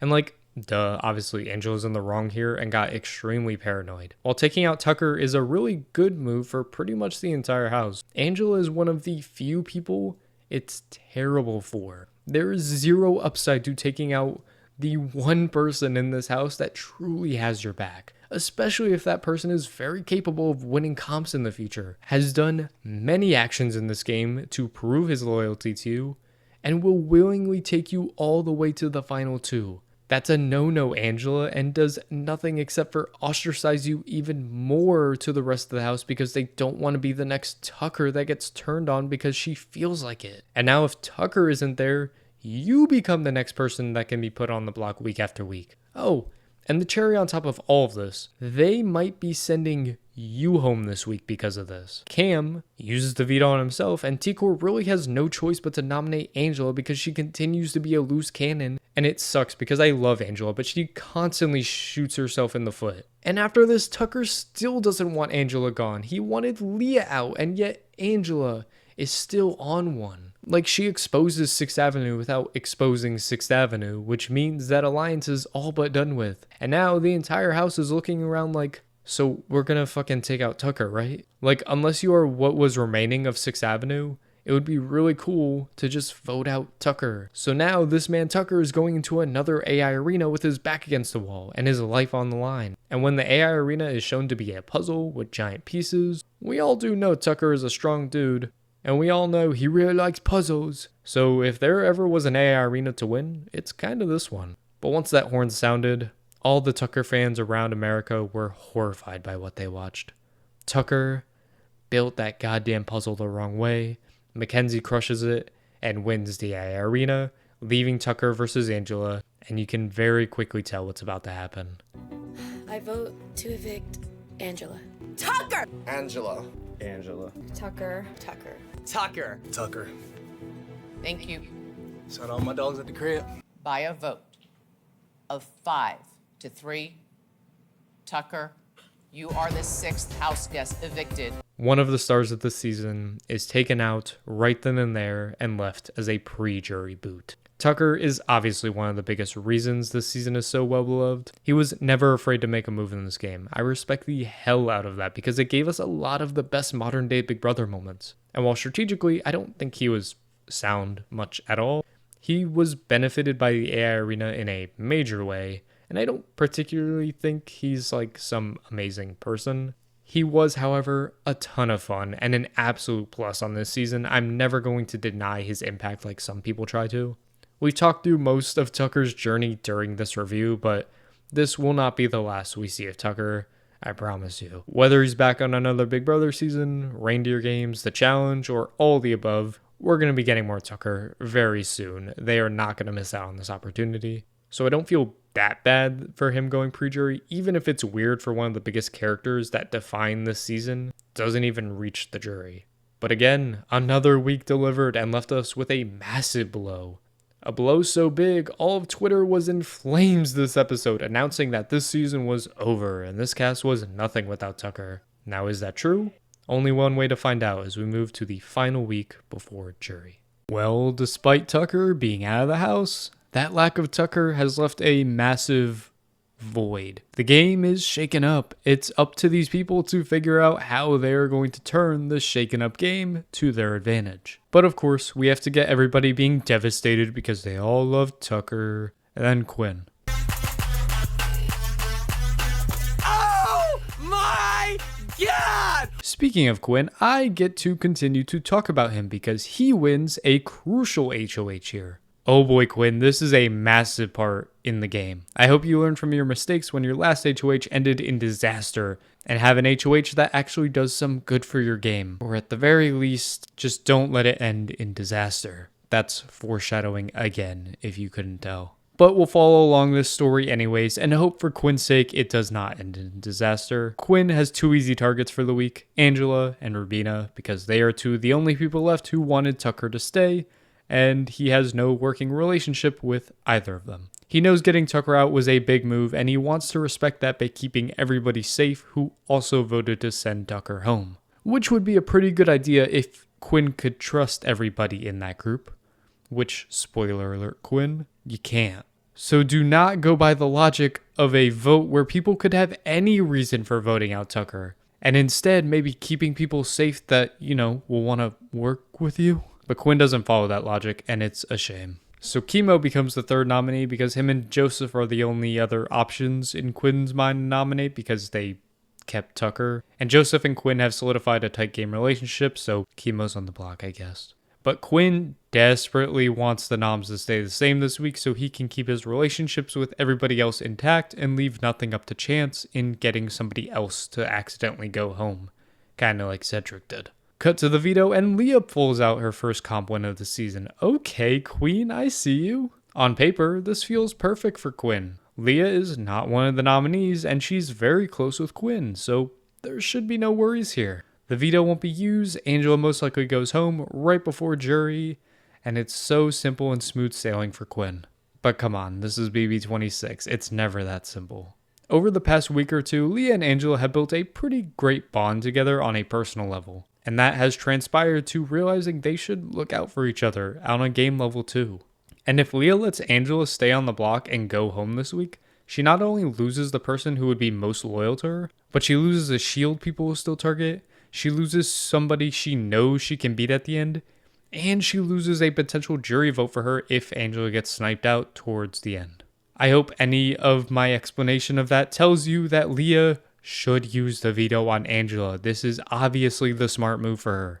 Like, yes, it's gonna fuck up Quinn in his game, but who cares? That man will not target Leah, of all people, after this. And the only thing stopping Leah from doing all this is all the Quinn shenanigans, including easily a top 3 moment for me on the season. The sick nasty quote is uncontrollably hilarious with Leah asking Quinn's thoughts, assuming she means the game or something, and he says, "You're sick nasty, you are incredible, you looked really cool in yellow, I like your smile, You treat people with kindness. You're really funny. The word sensational comes to mind. God, it's so fucking funny. And then you pair that with him literally on his hands and knees begging for her to not use the veto. Oh my god, this entire scene was really funny to me. But I'm sure you can assume what is about to happen. Leah uses the veto on Angela, and Quinn has quote-unquote no choice apparently but to put up Joseph, and this house has cracked again. And I'll get into why this is a dumb move for Quinn later, but I need to talk about Joseph right now because I think production hates this man. First of all, they've been dunking on him all episode leading up to the veto meeting, and most of this week because he has that super fan mind for everything, but just has no self-awareness to realize that he's not doing much of anything or playing well by any means. He assumes that he's the mastermind and he has this entire house wrapped around his finger, when in reality, he's just kind of like a bump on the log that has been coasting through this game up until this point. And then his conversation with Angela, where he basically berates her and says that she's done nothing and laughs at the fact that she's still here, is moronic. Now, in the grand scheme of this week, this doesn't actually do much for Joseph or against Joseph, but I think that speaks to the level of gameplay Joseph is bringing to this season, capped off wonderfully by this Angela DR. If you don't win in that AI arena, I'd be surprised if you're still here. It's like, you really can't write this. Quinn, now it's your turn to get trashed because what are you doing? I have no defense for Quinn and his idea of trying to remain consistent to the house when his behavior the entire season has been exposed as inconsistent multiple times. You don't get to lie to everybody for a quarter of the season, get exposed for being a complete liar, and then go back to lying to everybody and assuming it's all going to be fine. That's not how it works, Quinn. People will always be against you. The name of the game is to find out who is still with you, not force people to be with you. Joseph is somebody that is with you and will always be with you as long as you don't do something fucking stupid and nominate him. Mackenzie and T-Core are people who are not with you. You just nominated Rubina and Chemo. Why does T-Core owe you anything or any reason to work with you if she comes into power? And who the fuck is Mackenzie and why would she work with you, Quinn? It blows my mind how badly he fucked this one up. And no, I'm not even reading this with hindsight from what happens this week because it's just as likely that Joseph stays, but why would you risk that at all? What benefit is there to putting up somebody loyal to you when you don't have to? God, people are so dumb, it's insane. So yes, Joseph deserves to be pissed at you because that is a horrible fucking move. Whatever, here we go. Rest of the week is pretty standard. Quinn and Leah want to keep Joseph safe still because Quinn makes no sense, and Leah has these boys wrapped around her finger and wants to keep them to do her bidding. But yeah, on the other side, we got the trio of T-Core, Rubina, and Chemo, all wanting to keep each other safe if one of them can win AI Arena, but they need 2 more votes to make it happen, and that will be very difficult to find, until we start with Chelsea's incel arc. Now, I personally have never really liked Chelsea throughout the season. Just at a core value, I don't enjoy Chelsea. Plus, she yells a shit ton in the diary room, and that's something I've always hated from anybody. But this arc might just take the cake because Chelsea has had a crush on Cam for the longest time. But Cam has never, not even a little bit, reciprocated those feelings, which is fine. You can have a crush, I don't fucking care. Where it gets weird is when she starts getting mad at Cam for being cuddly with Mackenzie, like he owes you anything.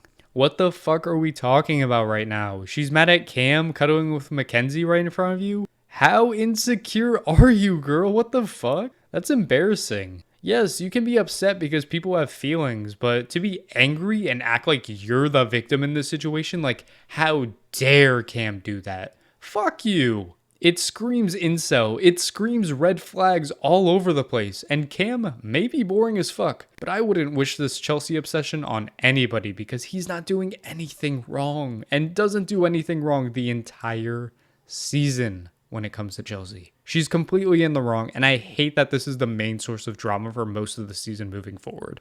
But the reason I bring this up is because it's pretty important. Chelsea being super pissed at Cam for being close to Mackenzie gives T-Core the chance to flip Chelsea on Joseph and that side to weaken their numbers and to be petty as fuck, which is the right move, I might add. At least for Chelsea, so good on her if this does go through, but I don't know where you're going to find a 4th vote. Maybe Angela, but I don't even know. She doesn't really have any incentive to vote differently from Leah, so I guess we're going to go to the AI arena and the oh-so-anticipated eviction. The comp is to untangle yourself from the rope, you know, the one that got Michael finally evicted in BB24. And obviously Rubina wins it because she's like 4'10". And Joseph and Chemo are some of the most uncoordinated people I've ever seen. Which is great for Rubina, who's incapable of winning anything ever again. So I can be happy for her there, but then she kind of ruins it by saying I did it to everybody when she runs out, so that was cringe. Some people might find it endearing. I don't.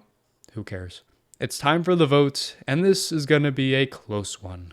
I sadly vote to evict Joseph. Wait, what? Oh my god, that was not in the plan. Holy shit, what is about to happen right now? Chemo. Thank you. Shout out all my dogs to the crib. Chemo. Joseph. Joseph. I'm sorry, Chemo. I don't have the numbers to keep you. My vote is to evict Chemo. Joseph. By a vote of 4 to 3, Joseph, you are evicted from the Big Brother house. Oh my god, Joseph just got blindsided 4-3 to end the pre-jury in spectacular fashion. There's so much to get into, holy fuck. First of all, I'll start with Mackenzie. She pisses me off and will continue to piss me off moving forward, but this was a serve, and I genuinely think she changed her vote at the last minute because of Chemo's speech, which is like the first time that's ever happened. Like, goddamn, I do wish she was the last vote because that would have been crazy, but I mean, you can't blame the show. They had no idea this was about to happen. Regardless, it's extremely iconic. Good move? Maybe? I don't really give a fuck. It made for great television. Then you get into Angela still voting out Chemo, which is hilarious and makes this vote even better because for a second you have no idea if this vote is happening or not. When was the last time we had an eviction vote come down to the last vote with genuine suspense? God, yes, give me all of it. Then I'll talk Quinn. Seeing him genuinely be distraught at what is happening really does suck, especially because I know he knows how much this meant to Joseph as another superfan, and he feels very responsible as a part of the reason Joseph was sent home and didn't make jury. But I can only feel bad for him to a certain extent, because you didn't have to put him up. It's a crazy concept, Quinn, but maybe don't put somebody up that you don't want to go home? I don't know, but it seems like you don't understand because it's happened on both of your HOHs. The 2 weeks where worst case scenario happens for Quinn have been the 2 weeks he's been in power. Insane. And I'll end with Joseph. There isn't much to say about him because he didn't do much this season. He's definitely a capable player who knows what he has to do, but he overestimated himself, and that's the worst thing you can do. He assumed he was in a better position than he was and just was doing more than he was actually doing. It just led to him circling the drain for a few weeks until he was taken out for not being active enough because he thought he was in a great position. A tough end to not being jury, but oh well, man. I can't say I wasn't cheering for this outcome. And that's that. We've reached the end of the pre-jury. AI Arena is dead, and I can only hope this season can continue to deliver a sliver of as much gold as this pre-jury phase did, because at this rate, this is an all-time season. The first week of jury was pretty solid. Nothing as amazing as what we've been spoiled with most of this pre-jury, but still gave some good moments and a good blindside. The week starts with us getting confirmation from Chelsea and Mackenzie that they flipped their votes onto Joseph because of Chemo's speech, which is still fucking sane to think about, so good on Chemo, and shout out for those two for making emotional decisions. Sometimes I want people to be spontaneous because they feel like it. It makes for great TV. Pair that with the entire house feeling like it's reset again. This HOH is a crucial one to pick up the pieces and set the tone for the rest of the jury phase. An HOH that Chelsea ends up winning. Chelsea, as someone who is competent at Big Brother, repeats exactly what I just said. She needed this HOH to set herself up to make it as far as she can in the game, and the best way to do that, at least initially, is to nominate the easy people, Angela and Chemo, which she does. Virtually no blood on her hands, but there's still room to maneuver and get a backdoor going on for somebody they deem as a massive threat, who may or may not go by the name of Leah. Now, Leah is one of only 2 people left in the house to never touch the block along with T-Core. Leah's entire game up to this point has been floating. She's had good enough social bonds with everybody to where whoever's in power doesn't feel bad enough about her to target her in any way. And by no means is this a bad game, because it's worked extremely well thus far. But Chelsea reads right through this and knows that Leah does not give anybody anything when it comes to the strategic talks, so that's something she wants to take out before Leah can slide her way to the end of the game. So if the veto goes wonky, we could see Leah getting blindsided very soon. Something I won't skip out on, however, is that another major reason that Chelsea is doing this is because of her incel arc. Like, god damn it, she won't get off Cam's fucking back for flirting or interacting with other women. And then she gets on Cam and starts questioning his trust because he hangs out with Leah and Mackenzie. That's so stupid, because you just flipped the fucking vote. And you're questioning his trust? If anything, he should be questioning you. But no, you're still on your victim shit because you are so desperate to get with him. Shut up. Oh my god, this shit pisses me off every time. It's embarrassing, Chelsea. It's embarrassing. Anyways, let's get to the veto, which was Otev, a classic that everybody loves. And at the very least, this one was unique. Doesn't mean I enjoyed it personally because it lasted one fucking round. And they still managed to make this round like 10 minutes of the episode. Holy shit. Yeah, everybody got the first question wrong except for Mackenzie, meaning Mackenzie won the veto after the first round. Sure. I know a lot of people made this a big deal and was like, oh, this is so iconic. Like, it wasn't that good TV to me. Anyways, kind of like last week when neither of the nominees win and the person who won the veto isn't exactly that close with either nominee, it should be pretty standard. But this is BB fucking 26. The veto has been used every single week thus far. Did you really think that that would change just because jury started? Silly, silly, silly. Angela has a couple of chats, and in her normal era of Angela paranoia, she is assuming everybody else is working together. This time, she thinks that Quinn and Leah are teaming up with the trio of Tikor, Chemo, and Rubina. That is, not true. But when Chelsea and Mackenzie hear about this information, it gets them thinking. Angela is not a threat to their games by any means, but somebody like Quinn is. Quinn is capable of flipping on them because he's already done it before when he sold the Pentagon down the river. Quinn could easily try and flip this vote to save Chemo and screw over Chelsea. And even if this Angela rumor isn't true, it still speaks to the house dynamics and who the players that will pose as threats in the future are. So now they got a new plan, and it's full go. Mackenzie will be using the veto on Angela, and Quinn will be going up on the block. That is until Mackenzie decides to be a bit messy. She doesn't want this to blow back all on her. She wants Chelsea to take most of this heat. So quite literally 30 minutes before the veto meeting, she lets Quinn know she's probably using the veto and he's probably going up. But she isn't exactly sure, and this wasn't her decision, and she makes that very clear. This turns into a mad dash as Quinn runs up to Chelsea and starts pleading for his big brother life. He throws quite literally everything at her and hoping that something will change her mind. Put up Leah, he doesn't fucking care at this point, just don't put him up. And the show leaves us with a cliffhanger, which is one of the few times I actually agree with Big Brother using a cliffhanger.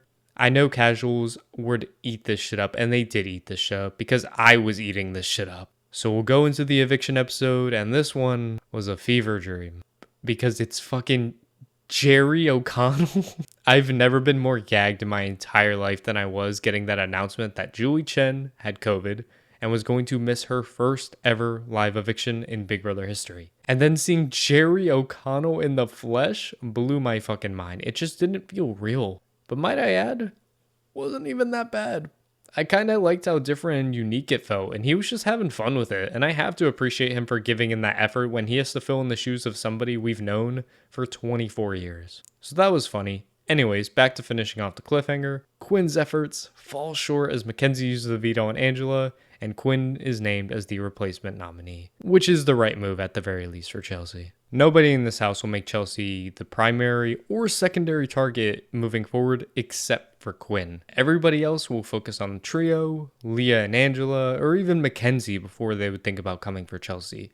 Quinn is the one person who wanted to try and weaken Chelsea during her HOH this week, and in future weeks would have come for her or the trio. If you take Quinn out of the equation, all of a sudden Chelsea is the most set up person to make it the furthest with no pushback. So it's a great move for her. Too bad she spent the entire time after nominating Quinn trying to save him.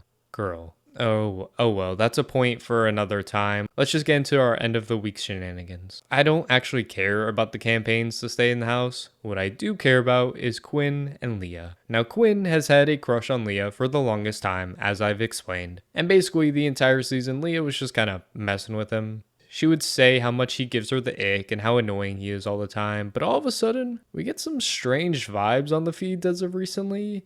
And then this Leah confessional on the episode shook up a lot of BB Twitter.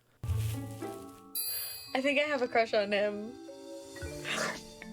This is fucking cute. I'm kind of obsessed. And this may not be a real thing or last long at all, but good for you, Quinn. He's fine as fuck, and he deserves something good to happen. So hell yeah. This is gonna be really cute to see progress throughout the season. Oh fuck, Quinn's about to get evicted. Yeah, I hate to be a party pooper, but we're not about to watch this potentially progress anymore. A DJ Showtime crockpot reference later. If you know, you know. A shout out to our dogs at the crib. Shout out my dogs at the crib. And Quinn is evicted and subsequently blindsided in a 4-2 vote. And this man has had the roughest go at it. Not only did this entire season play out the way it did, but this man got handed a bracelet by Rubina that says jury duty. I'm sorry, fuck you, Rubina. That's quite literally the last thing I would want to be handed after I was just blindsided. And then one of his only dreams going to the house was to be interviewed by Julie Chen Moonves, and he is quite literally the only evicted house guest ever to not be interviewed by Julie Chen Moonves because he gets Jerry fucking O'Connell who wants to touch his hair. Oh yeah, and his crush likes him back and he has no idea and left the house before anything could happen. Quinn is justified to act however he wants for the rest of time after this tragedy. Ending this week by wrapping up my thoughts on Quinn. By the end of this, I am a Quinn fan, and I really hope he gets to come back because whether you like it or not, he was a main character on this season. His rivalry with Tucker was great. He was a great narrator early on. He had 2 extremely infamous HOH reigns and fell victim in a big blindside. Like, yeah, I didn't always love Quinn. He definitely made me cringe at points, and his diary rooms, when he was just yelling, weren't wonderful. But as a whole, I enjoyed Quinn, and I think he brings a lot more to the show that we look upon positively, even if he's probably hated by a good chunk of people, especially RHAP. Oh boy, that's a whole other thing I could get into. It's not my business, so I'm not going to dive into it. But yeah, I like Quinn. This motherfucker pulled out a damn immunity idol for crying out loud, so he's iconic, but he's gone. On the jury, now we can move on to the next week. A pretty janky week, if you ask me. Yep, that's fucking right, baby. We got Janky Week, the Ainsley replacement for 1 week only, and it's such a guilty pleasure of mine. I'm so sorry. I love this fuck-ass robot that trapped all the house guests in the backyard for the week, served them only ice cream and pizza, and gave us this damn song.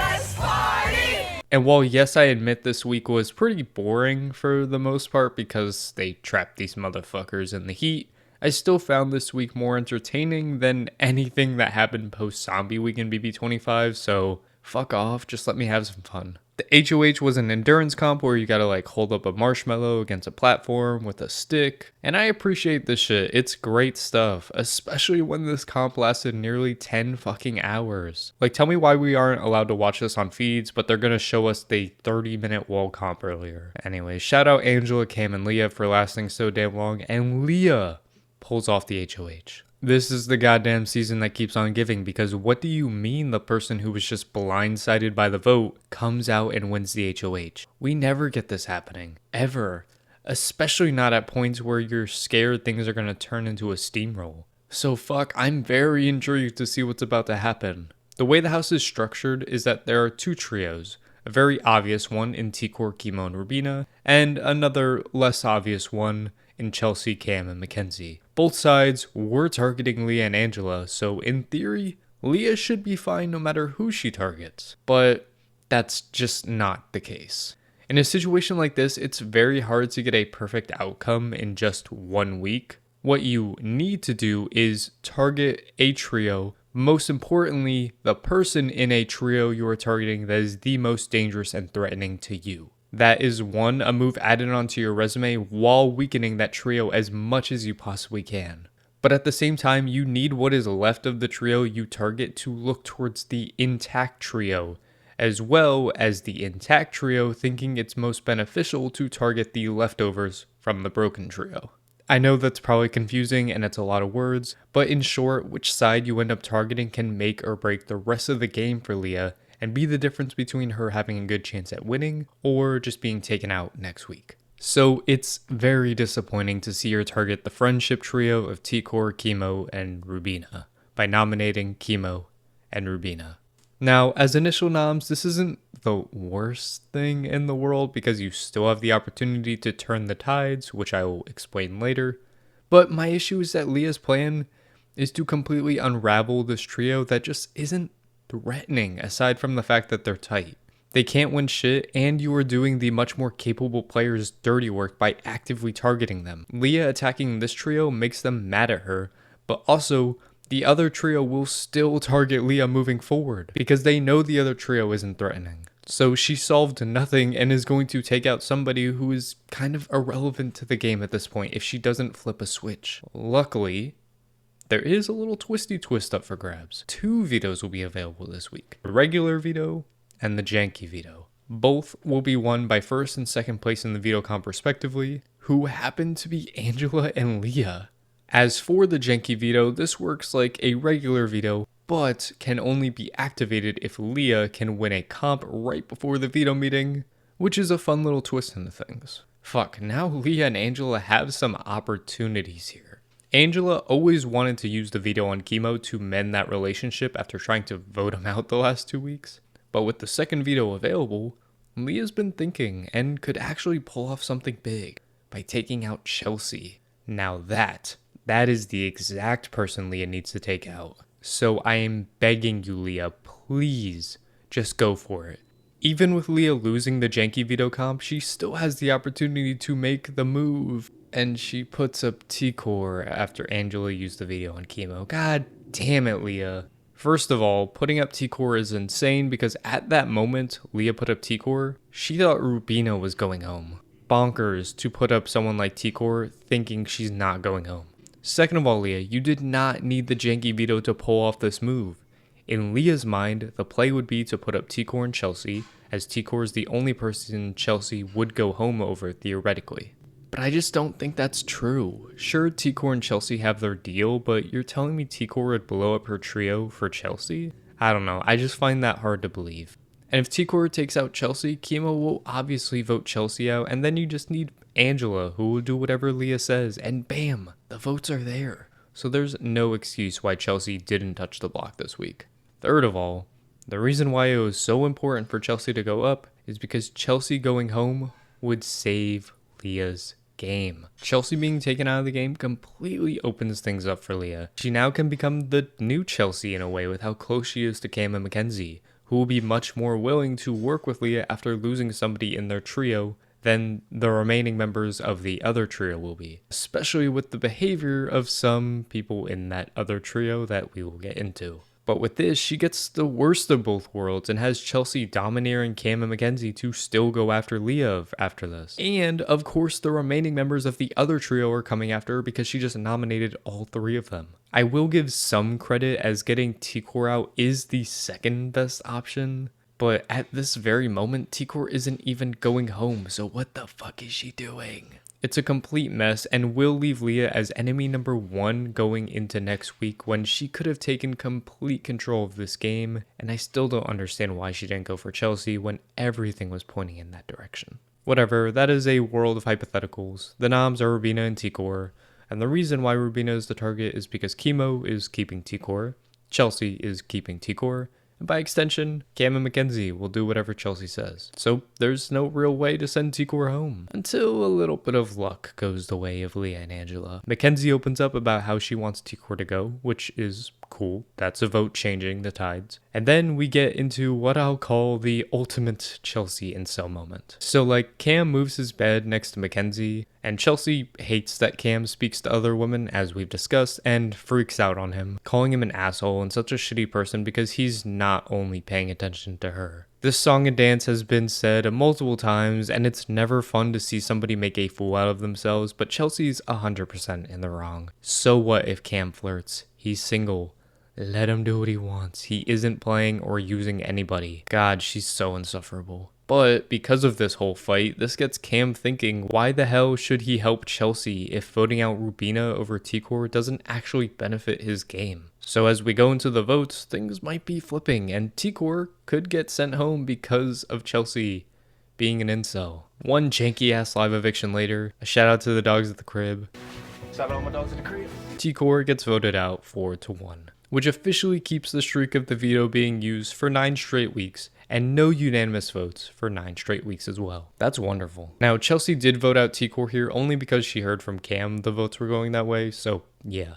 Janky week ends with a massive threat going out, but not the massive threat I wanted out. Regardless, Tikor's run on this season was fun for the most part. I do think she's a pretty capable player, even if very passive, and made some of the biggest moves of the season while being socially connected with everybody. So I really enjoyed that aspect from her. What I didn't enjoy was a lot of what she was doing in her final week. To start, I'm completely over her and Rubina falling into the category of calling themselves the good people. That same trope that happens every season pretty much, where these people are so delusional that they feel the need to trash on anybody they feel isn't worthy of winning, and how they themselves are the most deserving. Shut up, respectfully. It's not a good look if you keep telling yourself you're the good person. I hate to say it, you're probably not as great as you think. On top of that, I think Tikor's social game started getting exposed this week as well. A lot of this Big Brother cast was very extroverted and loved to talk. Meanwhile, Tikor is a more reserved personality, so a lot of the time Tikor barely had to say anything, and people would take that and turn it into feeling good about Tikor. But at a certain point, giving non-answers or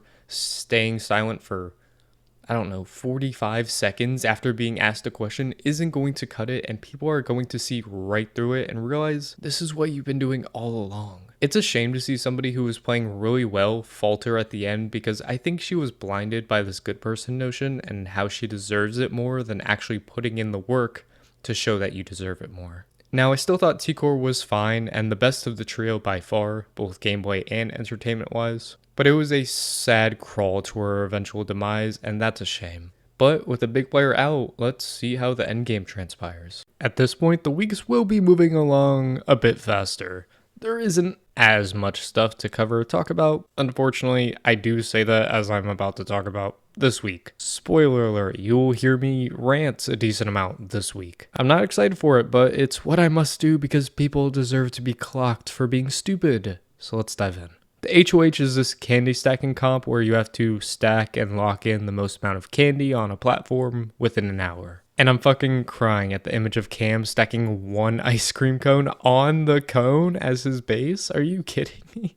There will be talks about Cam and his comp abilities soon in this review, but just show this image and you will slowly realize why this man hasn't been able to be competitive in 99% of the comps he's played in, despite being jacked. Regardless, Mackenzie wins HOH, which on the offset is such a bad move for her. Coming off Janky Week, Mackenzie found herself in the best position in the house. She was dead middle of everything. She had her tight 3 with Chelsea and Cam, but the others in the house didn't realize that. So she had her connections with Rubina and Chemo, who would not have targeted her, and she was obviously tight with Leah and Angela, meaning Mackenzie was safe no matter who won this HOH. This girl kept having to win to save her life earlier in the season, finally found some peace, and just needed to skate by to secure her relationships and decide who she wanted at the end as she picks up the comps in the endgame. But instead, she wins this fucking HOH and now has to completely destroy her incredible position by exposing who she's working with. Well, at this point, as long as she doesn't take anybody out who is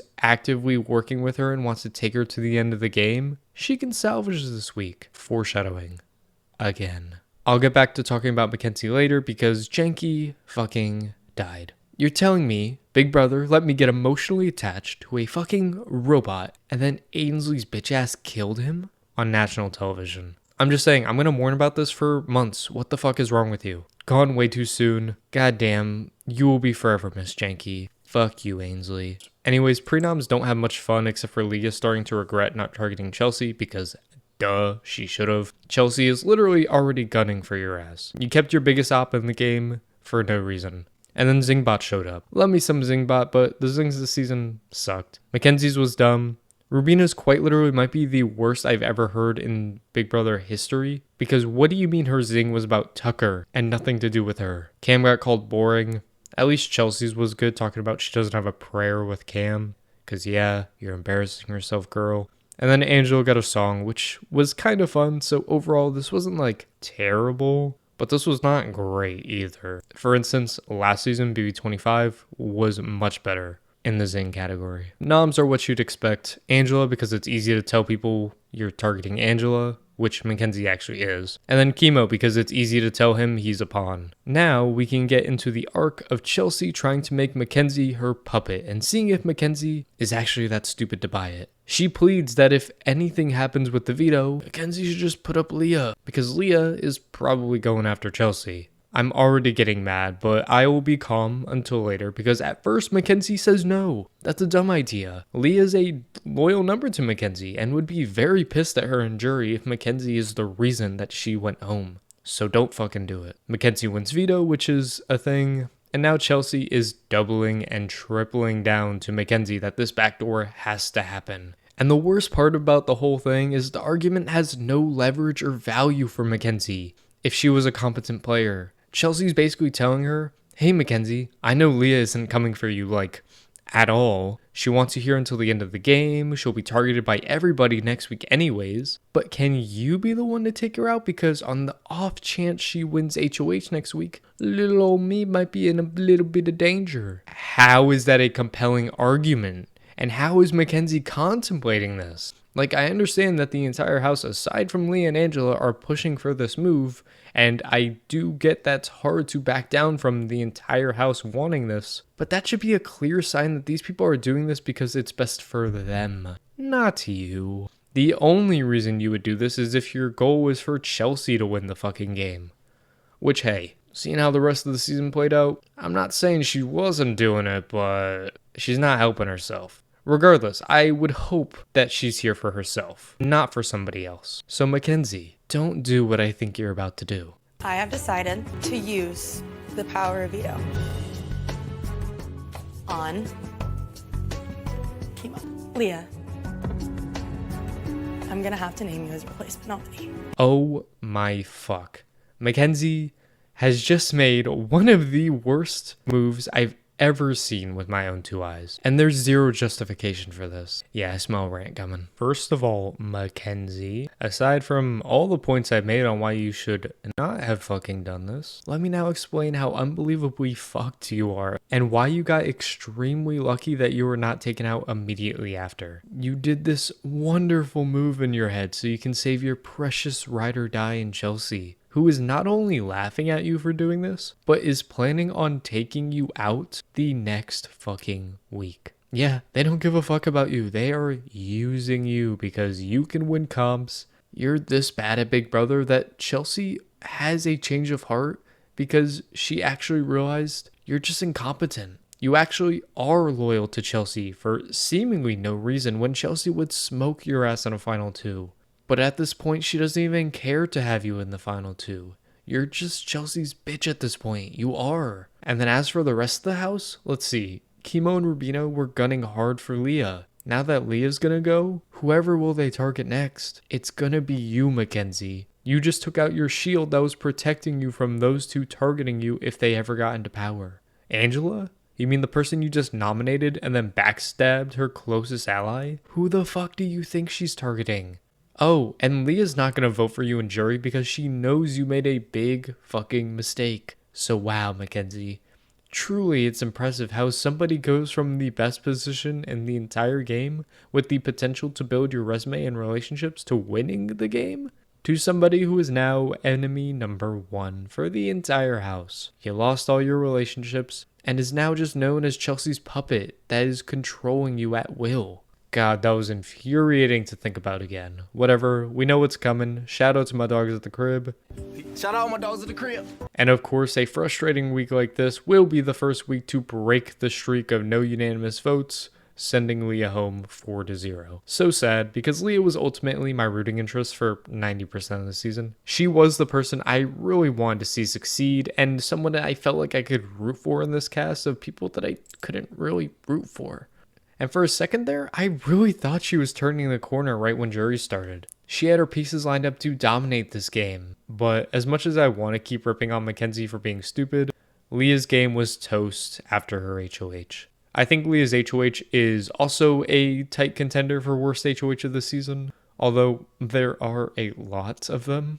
But not taking out Chelsea proved instantly to be fatal because of how much control Chelsea had in the game and how much she was gunning for Leah. The second she put up T-Core, she lost a lot of respect in the jury from the trio there, and then lost any semblance of a path she had to the endgame to begin with.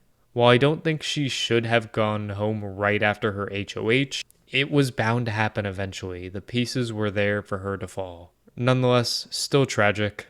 I love seeing how excited she was that she's going to see Quinn. That was really cute. While I don't think that's anything serious at all, it's still a fun moment, and I would die if anybody reacted like that if they were told they were about to see me. So I love Leah. She was a gem. However, the night isn't done yet because we get a double eviction. One that I was pretty excited about, mostly because I oh so desperately want Mackenzie to get her karma and be blasted out of this game. And while for like 2 minutes there was excitement, this double was a complete dud and sucked all the excitement out of the rest of the season for me. We start with the classic HOH, which had me very sad, and then super excited when Angela pulled off this crazy comeback to head into a tiebreaker with Chelsea. And oh my god, if Angela won this double eviction HOH, I would have screamed a scream that you've never heard before. But then Chelsea wins. God damn it, there goes all the fun. Because even though Chelsea talked about targeting Mackenzie, like I said earlier, Chelsea realizes that the smarter play is to keep Mackenzie if Mackenzie's going to be this blindly loyal to her. So she puts up Chemo and Angela. Chemo wins veto, and despite people wanting Mackenzie going up as backdoor, Rubina goes on the block, which sucks. Because I do think that if this wasn't a double eviction, there's a chance Chelsea could have been convinced to backdoor Mackenzie because she was already thinking about it. But with everything happening so fast, she was just going to stick to her guns, and her guns were to target Angela. And unfortunately, I'm forced to watch Doomsday right in front of me, as despite having 9 lives all season, Angela's used every last one of them. One shout out to my dogs at the crib later. Right now, shout out to my dogs at the crib again. Angela is finally evicted from the house. I'm devastated that this episode had the only 2 people I was rooting for get taken out back to back. What am I meant to do? Fucking hell, way to take the wind out of the sails, big brother. I guess at least we made it to the final 5 before I wanted to rip my eyes out, so that's a plus. But now I get to talk about Angela. There's way too much to say, and I've already said most of it this review, but god damn it, she was the star of the season, and I'm not going to be told otherwise. From quite literally the first fucking episode when she's spinning around in that chair, I became obsessed with her. And despite being a god-awful player, she brought it. She was fortunate enough to survive the early rounds after her disaster HOH, kept bringing so much fun, and was our entertainment every single week. Won more comps than you'd expect for her archetype to remain competitive in the game. And I'm just so fortunate that we got Angela all the way up until the final 6, which would have been an insane thing to say all the way back in August. However, I will say this might be controversial. I don't think I want or need Angela back on another season of Big Brother, or even another reality TV show. I think I've gotten my Angela fill. This season was so magical that I think any later appearance will just taint her legacy. I mean, she just wouldn't win and wouldn't be as fun, and I don't think she'd be as genuine. She knows what her shtick is now, and she would just play that up the entire time, and I think it would make her lose her charm. I'm perfectly fine remembering Angela as the one that helped make BB26 an upper class season of Big Brother by being the main character. It's a wonderful run on its own, and it doesn't need anything else to taint that. So thank you so much, Angela, for being unapologetically yourself the entire time until your end. Down to the final 5, and I won't bore you with too much because there really wasn't a lot that happened this week. Mackenzie wins the tiny HOH, which is crazy because if she didn't, she most certainly was going to be the target for the entire house because Chelsea couldn't compete. So bailed out again by comps. Cool. Rubina and Chemo are nominated because duh. And Chemo is gone unless he wins the veto. a boring outcome here. I really would just want some spice. At least we got BB Comics for veto. I won't go in depth on the BB Comics, but I do think Kenny's is so out of pocket, it's kind of my favorite. The rest doesn't matter. Mackenzie wins veto too, so all my hopes and dreams are crushed. Thanks, Mackenzie, for ruining the endgame. I'm being dramatic, don't take me serious, but still, it doesn't change how I feel. The only source of drama or intrigue comes from when they're talking about the comp and Cam. Mr. Super Jacked Perfect Specimen took over 30 fucking minutes to do BB Comics. That's embarrassing, dude.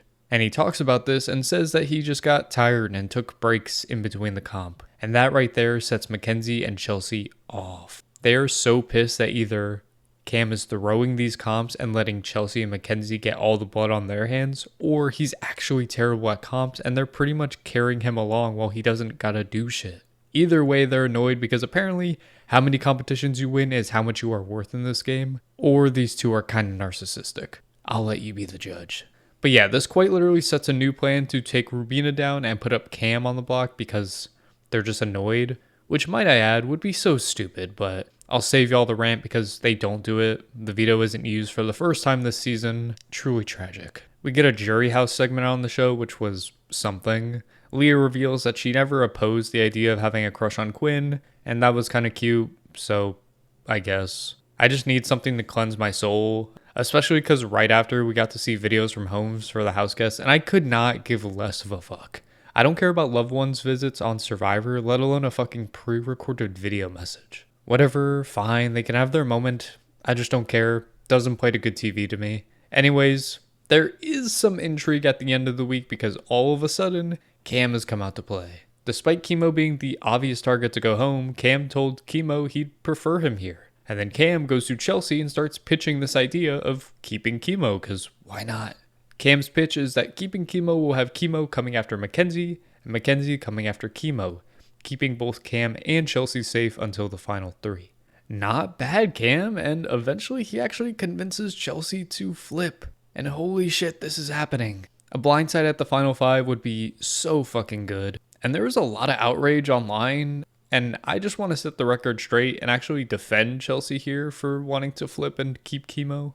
First of all, Rubina has done nothing for Chelsea at this point. She's already targeting Chelsea, and if it came down to it, Chelsea would be taken out over Mackenzie and probably even over Cam. So Chelsea risks worst case scenario at the final 4 if she's on the block with Rubina making that final decision. On the other side of the coin, Mackenzie is also a lot more inclined to take Rubina and could actually cut Chelsea for Rubina. Now, while the chances of that specific scenario is low, there's at least a chance there as opposed to Chemo, who Mackenzie would cut in a second. So goddamn, Chelsea might actually fall into making the right move. Whereas for Cam, this is actually a bad move. Not that it matters too much at this point, but Rubina is the only person left Cam has a chance at beating, and for him to single-handedly destroy that option would be very tragic for my boy. We get to the vote, a shout out to the dogs at the crib. Shout out all my dogs at the crib. And a 2-0 vote sends Chemo home, which was actually a blindside to feed watchers. When feeds went down, the vote was on Rubina, but somehow, some way, things flipped back when the feeds were down, and we got a mini blindside at the final 5 to send out Chemo. Chemo was fine on the season. I knew he'd be extremely likable, which he was. He'd have some funny moments, and I was never upset to have Chemo on my screen. But at the end of the day, he was still a very passive player, and when you look at the lineup by time of jury, he was near the bottom of the totem pole as far as interesting figures to watch. Now, I'm not going to discredit Chemo. He was a major factor for the biggest power switch of the season. But after that, what exactly did he bring?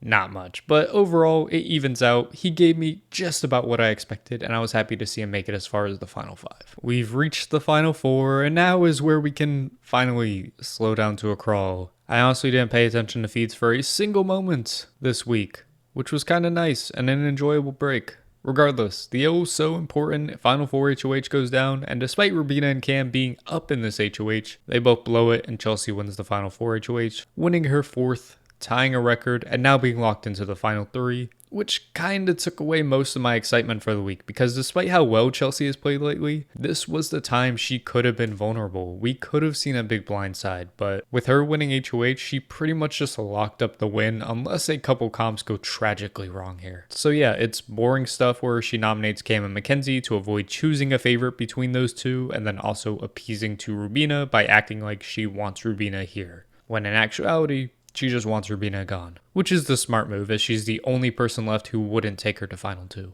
The veto is the day's comp, comes down to the nominees, Cam and Mackenzie, and Cam again has a lead and again blows the comp. Mackenzie wins. I'm already asleep. I don't care, this comp result was the least interesting thing because Mackenzie is going to do whatever the fuck Chelsea wants, and that's exactly what she does. You pair that with Rubina doing a terrible job campaigning by literally not talking to Mackenzie till the end of the week, this was a wrap. Luckily, we get a pretty great moment at the eviction. No shout out to your dogs in the crib? That was kind of iconic, Julie. You really ate with that one, I'm not gonna lie. But of course, Rubina gets evicted by Mackenzie, and womp womp, Rubina's gone. I was just not a fan of Rubina. Truly was my original winner pick in the preseason based on cast bios, and at the very least I would have hoped she'd be a fun character. But no, nothing good comes from this, and I leave very disappointed and annoyed with Rubina. She never did anything fun. She was so fucking cringy. She gave millennial, and I mean that in the most offensive way possible. I could not tell you a single time I enjoyed watching Rubina on my screen, and she was here until the final 4.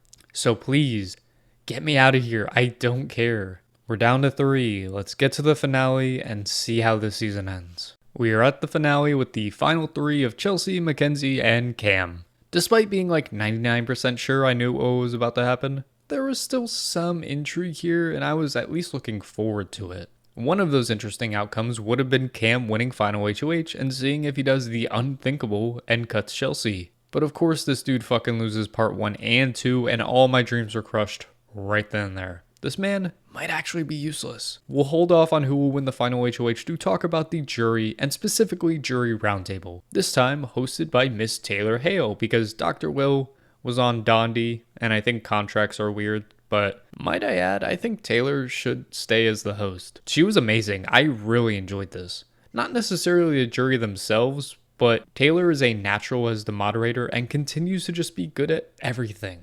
As for the actual content, nothing crazy. Cam got more praise than you'd expect, and it's very deserved, which I will get into soon. Chelsea is praised by most people, except for Angela, who steals the show here, but not in the good way that I like about Angela.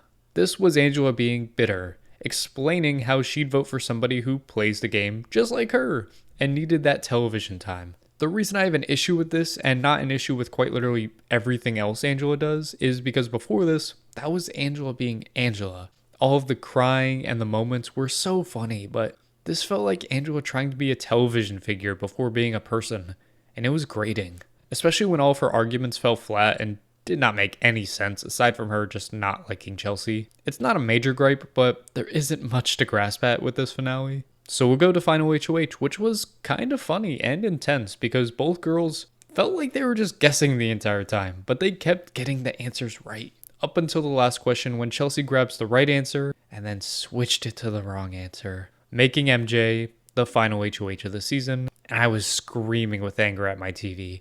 I wanted Chelsea to win that so fucking badly so she would cut MJ and finally give that karma. But postseason turned out she was going to cut Cam anyways, so that's lame. Regardless, we're left with MJ being a follower up until the very end of the game, cutting Cam after our final shout out to the dogs at the crib. Are you forgetting something, Cam? Shout out all my dogs at the crib. And we get a final 2 of Chelsea and MJ with Cam as our fallen angel, I guess. Cam was such an anomaly in Big Brother history. It's been a long time since I've seen somebody be so inept at competitions. At least other people who've sucked at comps get close at times. Cam was never close, except for the time he won the same comp that Victoria won in BB16. So yeah, what'd you really win? But I'm going to be here to put the rumors to bed that Cam did nothing. Because goddammit, he might have been a top 3 favorite of mine this season. First of all, this man was socially great.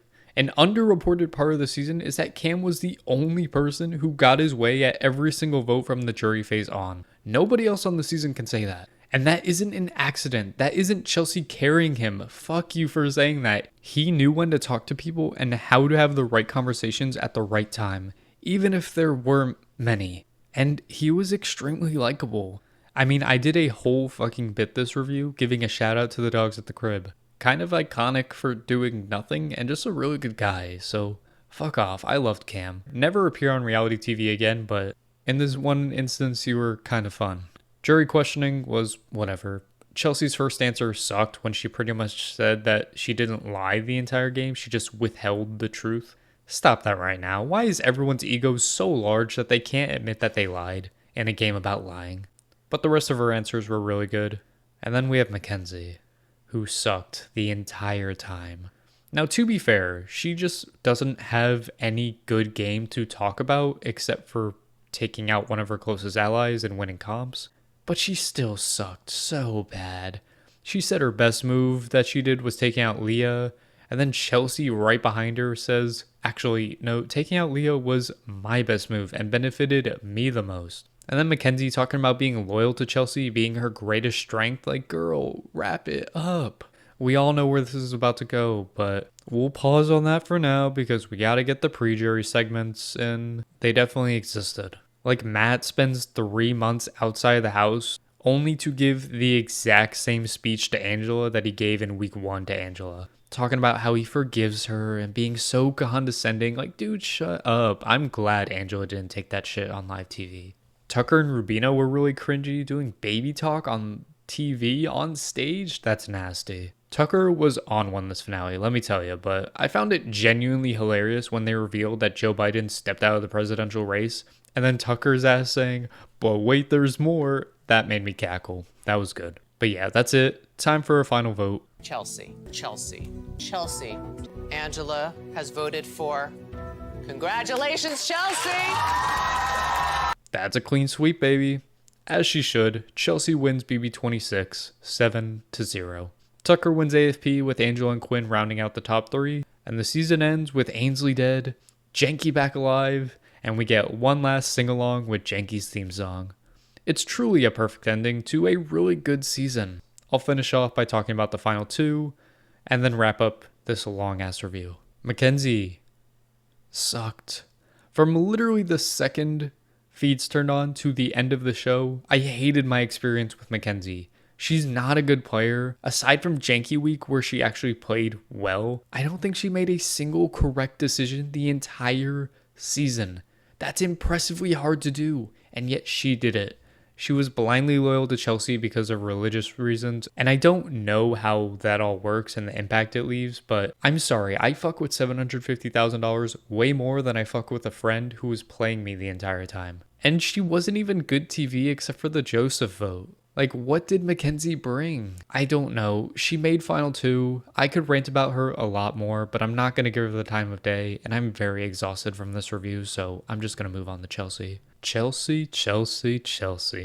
She definitely won. I'll start with the positives before I get into it. By far the best player on the season. Absolutely deserved to win, and I was actually a lot more satisfied with the Chelsea win than I thought I would have been leading up to this finale. All of that is nice for the legacy of BB26 to have the winner be one of the best winning games in the history of the show. Now, if we're going to move off of game, I just don't like Chelsea, and I never liked Chelsea. She was a big shit talker and put up this front that she was a lovely and amazing, and then behind the house guest backs was not lovely at all. And that's fine. I'm not saying it's bad, but I hate that I feel like religion was inadvertently used. With her being very religious and a religious speaker, she could resonate and put out this religious front.